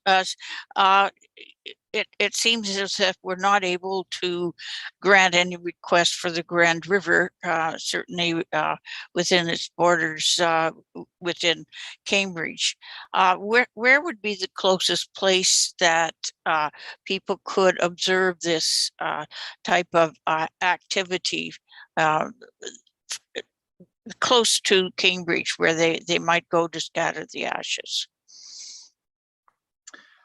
Thanks for the question through the Madam Mayor to Councillor Reid. We did do that review. I don't have the formal or the full answer for you today, but I do know that it can be done certainly in any of the Great Lakes. So that would be Great Lake Erie or Lake Ontario. I believe it's also some of the regulated federal areas, which may include Algonquin Park. Some of those kinds of locations. So it is a bit of a travel distance. So there are no immediately local areas. I understand the closest would be approximately an hour, hour and a half away. Thank you. Thank you. Mr. Shaw, go ahead. Just add to that response through you, Mayor McGarry, is I believe Bonte Creek Provincial Park has provision for that. That's the nearest location. And I'm going to actually add to that and note that there are 5 provincial parks within the GTA area that not only allow the scattering of cremated remains in the water body, but there is actually infrastructure that has been built along the side of that river that can accommodate families on a first come, first served basis. And that's searchable under the Ontario Provincial Park System, and they're listed there. And the infrastructure does include a concrete pad by the water, as well as a gazebo type covered roof where families can gather. And there's been parking around that area. So those provincial parks that are fairly close to Cambridge are in that list. I'm just answering that because I know for sure. Councillor Devine, go ahead. Yeah, it's a question. I don't know if you can answer it. Am I to assume that when the ashes are spread, they must be spread in a moving body of water as opposed to a lake? Is that a correct assumption? Mr. Shaw? I can try to answer that question. I'm not an expert in that. Through the mayor to Councillor Devine, I understand that is a cultural, that is one of the cultural expectations of their funeral services. Okay, thank you. Some cultures, yes. Thank you.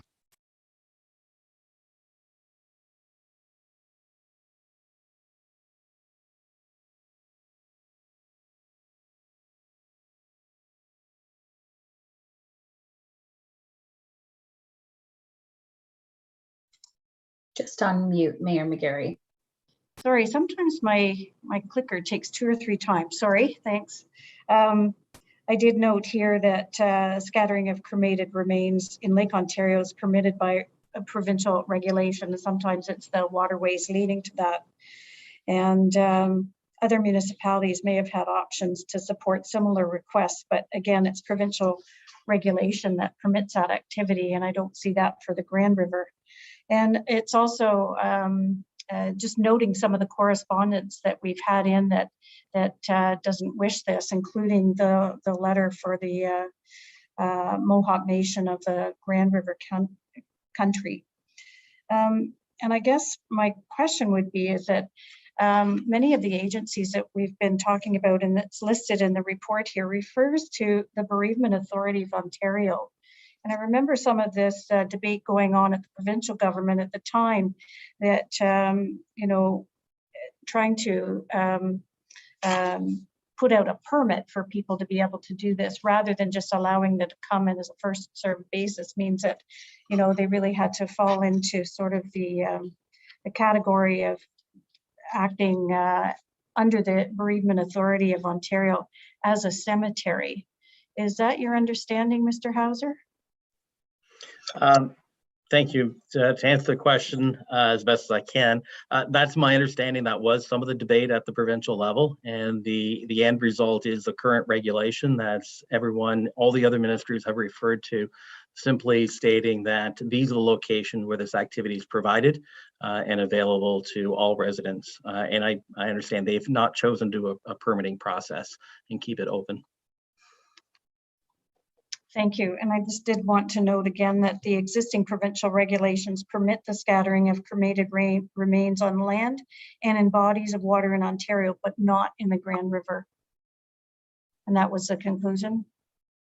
Not the Grand River, but also many other locations that are not listed in the provincial regulations. So perhaps that's certainly a point of clarity. There are explicitly locations in the regulation where it is allowed, and everywhere else it is not permitted, and Grand River is just one of those not listed.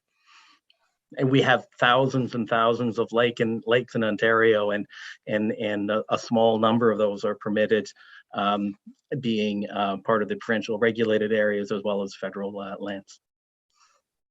Okay, thank you. You see Councillor Devine's hand up. Was that a legacy or is that a new one? Okay, go ahead, please. It's a new one. Question of clarification, please. Is the scouting of ashes is not permitted in the Grand River, or is it in the Grand River watershed? Which is it? Through the mayor to Councillor Devine, it is. The regulation says that it can be scattered on land or in water. So on land, we're permitted by the property owner, or in water within that specific list of locations. So provincially regulated lands, federally owned lands, etc. So in that perspective, it doesn't, no specific river is listed or unlisted in the regulation aside. So in none of the Grand River watershed that I'm aware of. Thank you, sir.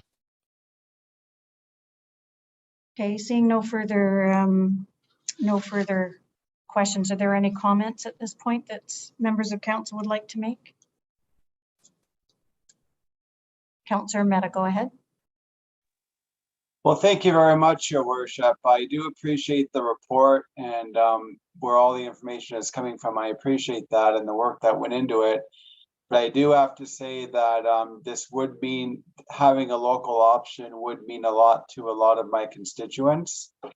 Me personally, I want to be buried in one of our cemeteries, but I know not everyone is like me, and I know that there are others who have their own preferences, and I think that it would be good to explore this further, and it would be good to be able to have a meeting with some kind of a formal consultation with the reserve, with the band council, the chief, the province, and members of our community at the table as well.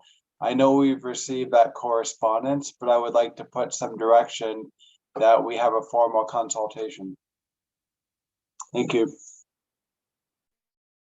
Councillor Mehta, rather than putting staff direction, I think I might just confer and make this as a motion. I think the, you know, from my perspective, the report is quite clear. And I think that if you wanted to make a motion on that, we could put that forward instead of staff direction. Thank you, Your Worship. I'd be willing to put that forward as a motion. Okay, we're just going to take a couple of minutes recess here to see if you and the clerk could move forward to do something around the wording. If that's okay. Do you need a seconder first? I think he can pose a motion and then put it on the floor and get a seconder. Just because it's not well worded. Madam Clerk, I'll defer to you. Yes, allow me to connect with Councillor Mehta. We'll draft the amendment and then we'll come back. Okay, so we'll take a 5-minute recess.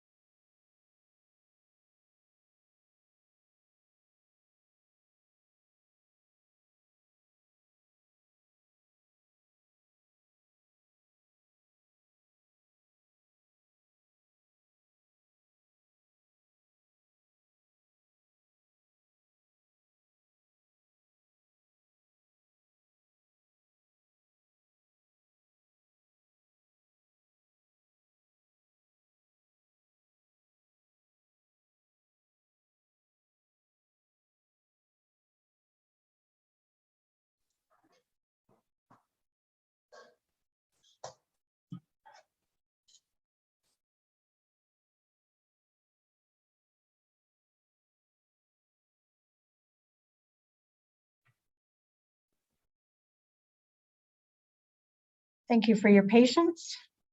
I see Madam Clerk is unmuted, so I'll allow you to move ahead here with the wording.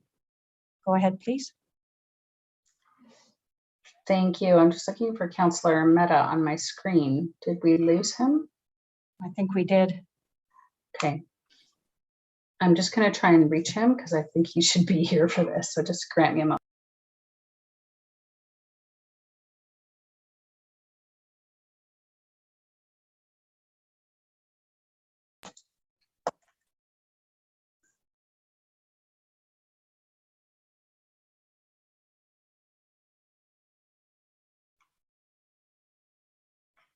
Okay.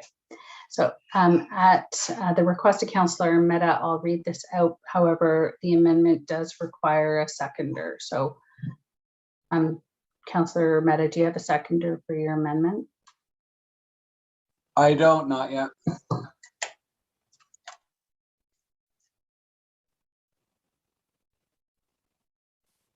I don't see a seconder coming up on screen, so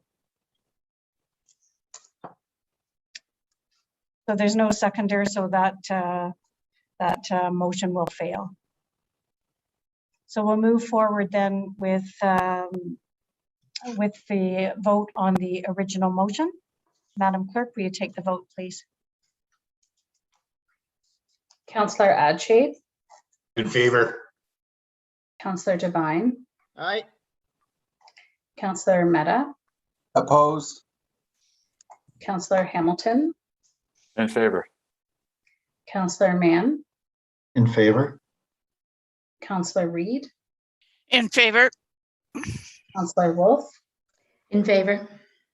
Mayor McGarry. In favor. And that carries. Thank you. Well, that does conclude our regular agenda for this evening. I'm just going to look now to members of council to see if any member of council has any other business for discussion.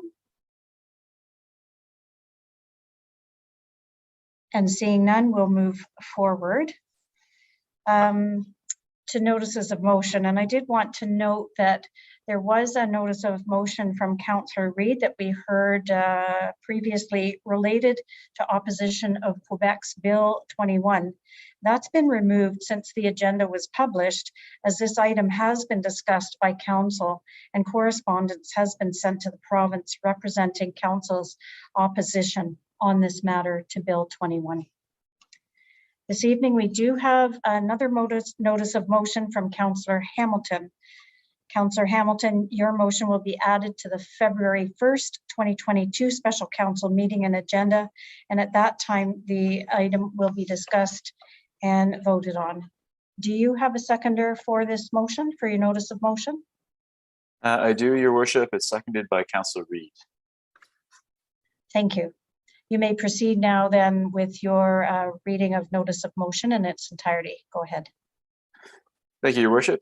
It's moved by myself and seconded by Councillor Reid.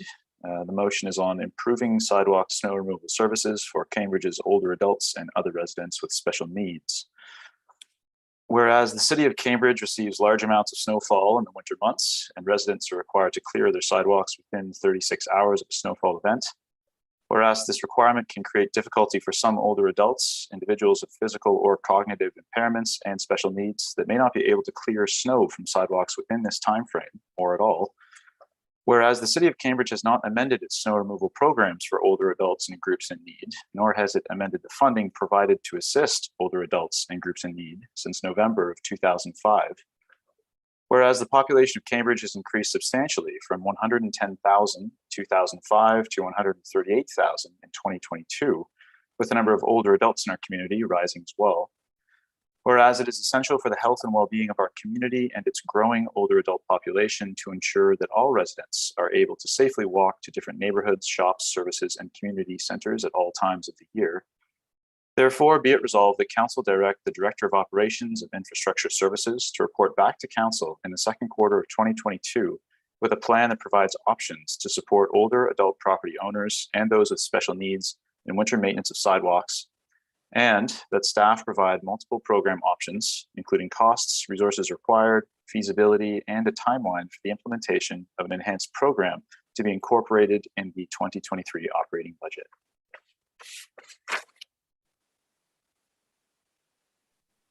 Thank you. And that motion will be again added to the February 1st agenda. So thank you. All right, we'll move on to motion to receive correspondence and presentations. So the following motion is related to items of correspondence and presentations at Council. Councillor Wolf, I believe you have this motion. Will you please read it? Thank you. Through you, Mayor. Moved by myself, seconded by Councillor Ameta, that all presentations and correspondence from the January 18th, 2022 special council meeting be received.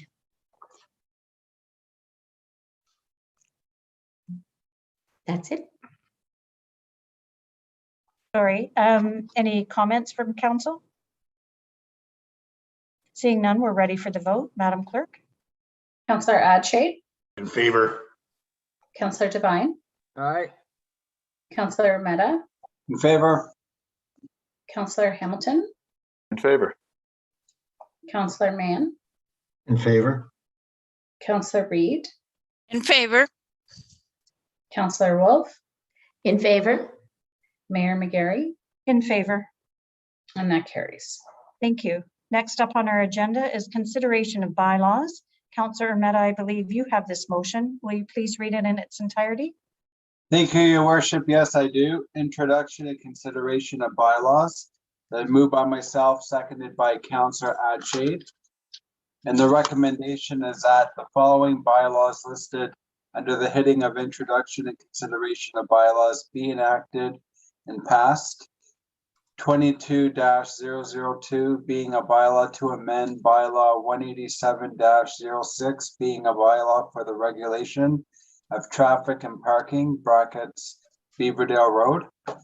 22-003 being a bylaw to amend bylaw 19-094 respecting development charges pursuant to the Development Charges Act S.O. 1997 C.27 as amended, and 22-004 being a bylaw to provide for a 2022 interim tax levy and for the payment of 2022 interim taxes.